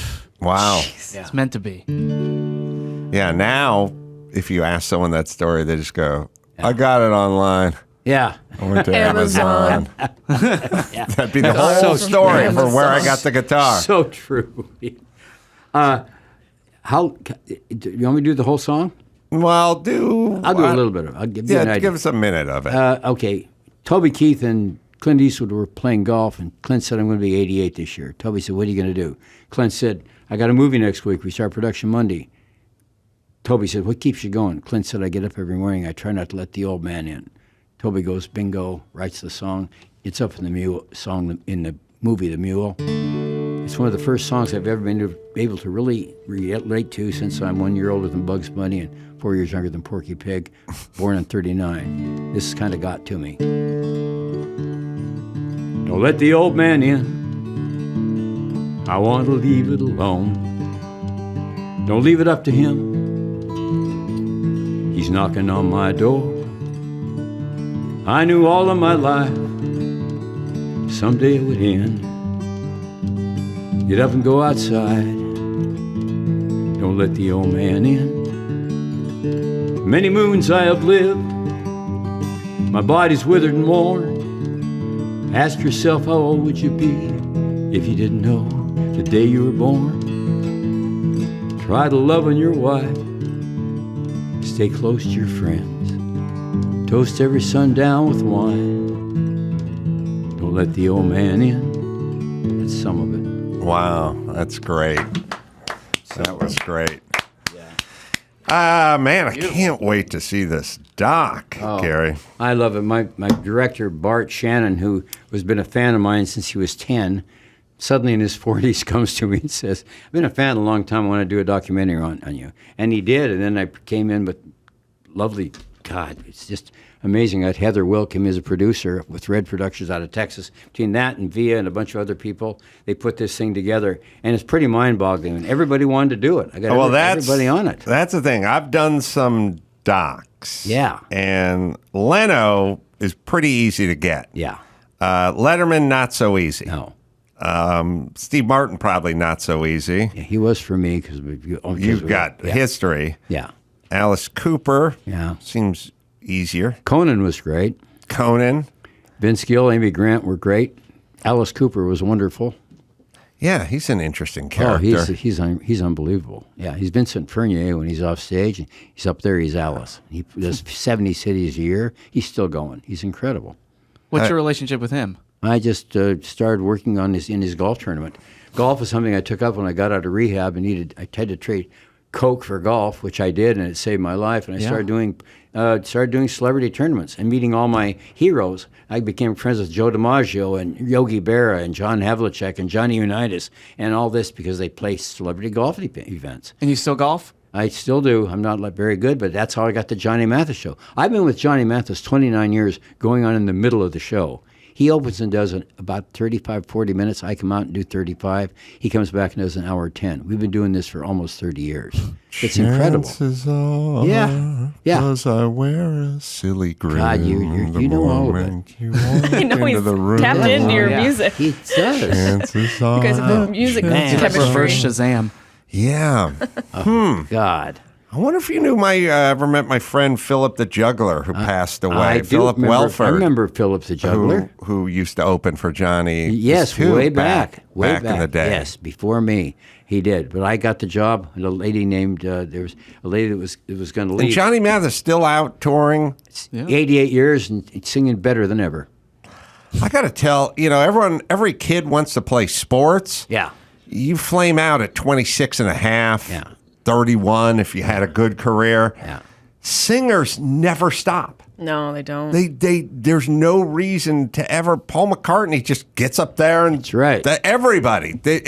Well, first off, singing is probably cathartic and sort of mentally de-stressful, and you probably add 9 to 11 years to your life if you sing every day. That's right. Like if they do that shit all the time, it's like if you laugh every day or if you whatever. Okay, what the opposite of stress is singing. Yeah. So if they go stress kills you, well then what would be the opposite of what kills you? Yeah. And it would be singing. So I bet you if you just sung every day, you'd probably add another decade to your life. That's what I'm planning on doing.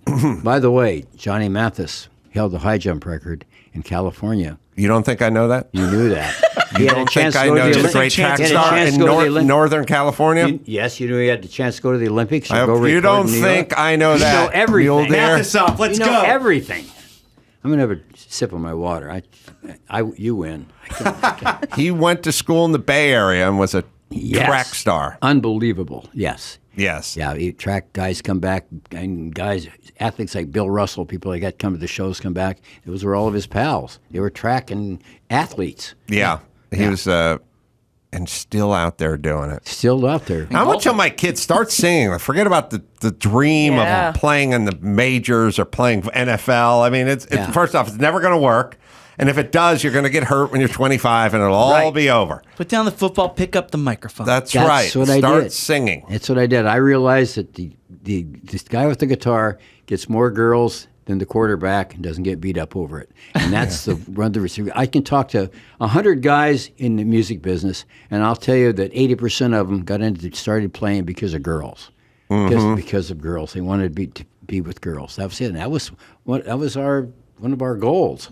It was incredible. That was our. It's the ultimate motivation. You wrote for a lot of people too, right? I tried to. It was hard for me to do it because I really write for myself. I never used the Comedy Store as a place to try out material. I never said anything. Comics come to me all the time and all the time. I say, "Can you give me some tips?" And I have to tell them the truth. Don't say anything unless it's funny. That's the way I've always been. At the Comedy Store, I couldn't wait to do things, not because I knew it was going to work. Didn't do it until I knew it was going to work. And I think that's what's gotten me by all these years. And I'm in different audiences now. I love working for families. I'm with the Grand Ole Opry now. I'm working for families. The kids laugh with their parents. Parents laugh at things they've never seen their kids laugh at before. And I bridge the gap. I'm fortunate with that. Did I over-answer? No. Okay. It was like the how do you sleep answer. I have a question for you. How often are you on the road now? I'm not on the road as much as I was. I used to be on the road like always 280, something like that, a lot of years. For probably 40, 50 years, I was out all the time. Now I just do the Grand Ole Opry, do Mathis, I do some corporate things, and then doing this project for my doc. Do you have kids? Do you have a family? I have a 59-year-old son, and my wife has a 55-year-old son from another marriage, yeah. How are things with your son? They're okay now, considering I left him when he was 10 months old and went into show business. I left him and my first wife and took off and left Spearfish, South Dakota, and he's been very forgiving since then. He's in the documentary. He talks about it. When did you re-enter his life? We started doing drugs together, I think, in 1978. He came out to visit me out in California. That's when we bonded. God, that's a terrible thing to say.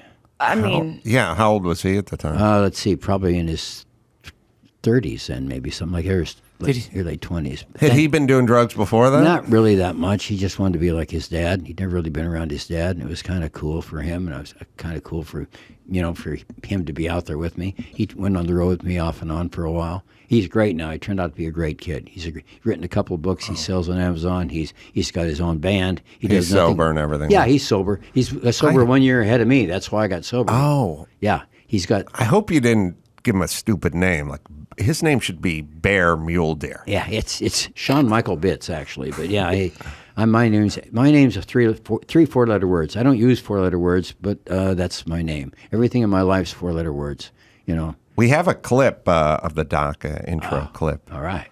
That I think we could show. I can't wait to see this thing. What do a typewriter, a guitar, and a chicken have in common? I don't know. What do a typewriter, guitar, and a chicken have in common? Gary Mule Deer. You cannot confuse Gary Mule Deer with another comedian. You can't say, I saw this guy. He had the crazy hair, and he told these stories, and he had a guitar. And Gary Mule Deer, no, there's no one else like him. Thank you and good evening. From the WOC BFD TV newsroom, once again it's time for the news. I'm Gary Mule Deer. These are tonight's headlines. He was one of those guys where, Mule Deer's going up, and people would gather in the back of the room. Comics would gather in the back of the room to watch him. And killed, always killed. And they fasted for 40 days and 40 nights. And finally one of them turned to the man at the entrance and said, "Excuse me, have you seen our waitress?" Gary could look at the sky, the clouds, the rug, and find something weirdly funny. And now a big scene from the hit movie Jaws. Well, I'm mayor of this town, and I said it was just a sand crab. He's one of the godfathers of prop comics. There was something that Gary. resonated with me with Gary because I knew that's what I wanted to do. Don't carry cash. Carry American Express traveler's checks. Yeah, you were kind of doing Carrot Top stuff before. Under your arm. Does that make me laugh? Yeah. A lot of the comedians and the rock guys kind of connected up pretty well. Alice He was just Cooper. one of those guys that fit in. You guys like country music? Good. Here's one from Algeria. Gary was as funny off stage as he was on stage. It's a funny He's joke. a guy you want to hang out with. He's a guy you want to know. This is a picture of the giant redwood trees that grow in Northern California. The average age is from 2,000 to 5,000 years. When they reach this age, they develop holes at their base to drive cars through. And they attract aluminum cans. You know, there's a thing among comedians where they'll say, it took me 5 minutes, but I got him.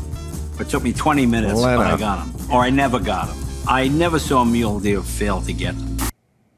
Wow. Yeah. That's That a looks high fantastic. praise from some Yeah, it is. incredible comedians. Yeah, it's too bad they didn't have GoPros when you were young. Someone should just strap a GoPro to your ass and just let it run.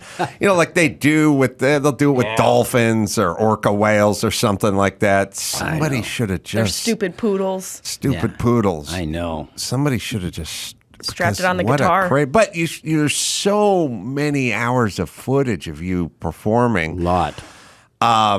Yeah, Make Me Laugh was a crazy show from my childhood. Loved that show. Yeah. I did. They found 3 movies in this doc I don't remember doing. Because you were high? Yes. I was in a movie called Martians Go Home. They painted me green. You'd think I'd remember that. Yeah. I don't. Mm-hmm. I don't remember that. No, I don't. But I did, I was cut out of 3 great movies. I've cut out of Annie Hall, Up in Smoke, and The Jerk. I still get paid for them. I had a line that was funnier than Woody Allen in Annie Hall just before him, so they cut it out because my line was funnier. What was that? My line was, I'm sitting with a girl next to her. Where was the scene? Because most people have seen Annie Hall. Source Restaurant on Sunset. And I'm when sitting, he came out to yes, California. When he came out to California. And I'm sitting with this girl, and Woody's sitting at the side waiting for Diane Keaton. He's in the booth next to. And I say to the girl, it was an incredible show. He blew up a grand piano and electrocuted a dog. You going to finish those sprouts? That was my line. And so he got cut out, and next thing you see Woody just say with the menu, I think I'll have the sprouts. That was it. So It was him from New York coming to L.A., Yes, making exactly. fun of all the California people that sit around and eat sprouts. Exactly. Yeah. Yeah, and that was in Up in Smoke. And you got cut out of The Jerk, too? Yeah, I got cut out of The Jerk with the scene with Rob Reiner, too. We both got cut out of that one. But There's a Rob Reiner. Rob was in it. We still got paid. You did? I still get my $30 every 2 weeks, but it's still I still get paid for all this. Because Carl Reiner was in that, too, right? Yes, he was. Yes, Oh, sir. so he got his son Rob in. Yes, he did. Yeah. But Rob, I got cut out. And also Up in Smoke, I got cut out, but except for one thing, you see Stacy Keach peek around and say, there's the freak with the basketball. I was the guy that was delivering drugs in a basketball. My afro was, I had the biggest afro. I had the most hair of anybody on TV in the 70s. It was huge. What about Gabe Kaplan? Oh, mine was much. Gabe was just like a junior. That was junior. What about afro. my dad, Jim Carolla? I don't remember much about Jim, but I'd like to have a hair off with him if I ever. Well, we can produce a picture of my dad and his fro in the 70s. Okay. He had a fro off? It's a Jew fro, but he's not Jewish. Well, I tell you, it's an Italian fro. Yeah. I mean, understand yours may have been for comic effect. My dad was trying to get laid with this fro. Yeah, we used to call that a wop mop. Yeah. Oh, that's good. That's what the Italians Mine was call it. okay. Oh, that's nothing. Oh, that's. Is it how cute? dare It's you cute. speak of my father this Find way? Gary Mule Deer in the 70s with the Mule Deer and Moondog. I think there's another one on the porch with my dad with a greater, even a greater. That's how I started. That's how I started. He came out of the womb like that. No, that was. All right, so you had a greater fro than my dad. Huge. God, I didn't cut my hair for 7 years. I just trimmed it so I could see. Oh, you're right. My dad's Your no dad's Gary Mule hair's Deer. pathetic. You win this fro down. Yeah, I lost it. Oh, God, I wish we had a picture of that. Mule me in Deer the with the 70s. biggest fro. Oh, my God, I had a big one. How'd you do with the ladies? Pretty amazing. It was pretty amazing. I mean, oh, man. God, I got a couple of stories that are just incredible. Any names we know? I could drop a few. Drop them. Yeah, please. Okay, Drop 'em. It's a big table. I'm in this group, the New Society. At 67, we're at the Miss Universe pageant. I give my phone number to Miss Israel, who is runner-up. 2 days later, I hear from her. She's moving into the Century Plaza Hotel into a suite to be a spokesperson for Israeli bonds. She wanted me to move in with her. I move in with her. I'm there 2 days. I have to go to Bimbo's in San Francisco to do a gig. On the second day, I'm up there. I've been gone from L.A. for 2 days. The bartender tells me in the middle of a rehearsal in the band room, he says, "You got a phone call." I pick it up. I said, "Yeah." She said, "It's Miss Israel." She said, "I'm getting married. Your stuff's downstairs with the bellman." So here, let's fast forward now. Let's fast forward 10 years. Okay, now we're in 1987. I mean, excuse me, it was 67. 77, let's fast forward. I'm with Deborah Winger. We are in Las Vegas, and we were gambling. We're out of money, so we go to Freddie Prinze, who's opening for Andy Williams, to see if he has anything to keep us up. He doesn't, but he has Quaaludes. We take Quaaludes. That's a bad thing to gamble on. Never gamble on Quaaludes. It's so bad, we're at the Stardust Hotel waiting for a money order from Jim Hager from the Hager twins on Hee Haw, and I'm walking around waiting for the $100 money order to come in, and I hear Gary, and I look over, and there's these two ladies sitting with cigarettes hanging out of their mouths with pot bellies, and they got gloves on because they're hardcore slot players. It was Miss Israel and her mother 10 years later. I couldn't believe this. They were just unreal. And so I see Deborah waving me over to get the money orders here. I walk over. She says, "Who's that?" I said, "That's Miss Israel, 1967. She says, "Yeah." I said, "Boy, do I have a story for you." Deborah Winger. Yeah. We were together for about a year and a half. Wow. We had a tempestuous relationship. I don't use that word very often. No, but I get it. Yeah, but she was brilliant. It's brilliant. Any other names you recall? Well, it's a lot of them. God, yeah, but just there's a lot of recalls. I just pretty much was always on the edge of stuff. I remember being on the Gong Show, being a judge with Pat McCormick, and after we got through shooting our 5 shows, we're in the dressing room changing. Pat said, "You're coming with me," so I'm trying to hold the Coke spoon Pat up. McCormick was a giant comedian. And the head writer of The Tonight Show for Johnny. And I'm trying to get some Coke up to his nose. He's shaking so bad I'm having to hold his hand to get it steady, to get us wound up to go out. We go out to NBC. We go into the Tonight Show set. Johnny's down there at the curtain, and he's talking to the guys about to go on. Pat brings me over to the stage left, starts undressing, takes all of his clothes off. He's 6'5", 350 pounds. I'm holding his hat, his jacket, his underwear, everything. He's stark naked. He said, "Go to the other side." Hold on. Yeah. Pat McCormick, Smoking the Bandit. Yeah. Played Big Enos. Big, yes, exactly. So everyone listening can now picture this guy. Go ahead. So I'm over waiting at their side. Da-da-da-da-da. Johnny walks out, does 2 jokes. Pat streaks. Pat, this 350-pound guy's running across the stage. Johnny goes like this. The audience is going, He looks, and Johnny kind of smiles. Pat's coming at me. He slips and falls as he gets stage right, and he strains his ankle. I've got a guy 350 pounds naked with 2 stagehands trying to help me just get him up, get him to his green Rolls Royce with the red interior, and get us out of the NBC and get him to a place to get his ankle fixed. And that night, when I'm back home, I'm watching The Tonight Show, and they run a black strip across there. So all you see is Pat's head bobbing across, and Johnny looking like this. That was pretty close to show business, right? Jesus Christ. Yeah, that was a good night. And they say cocaine is bad. God. Sounds fun.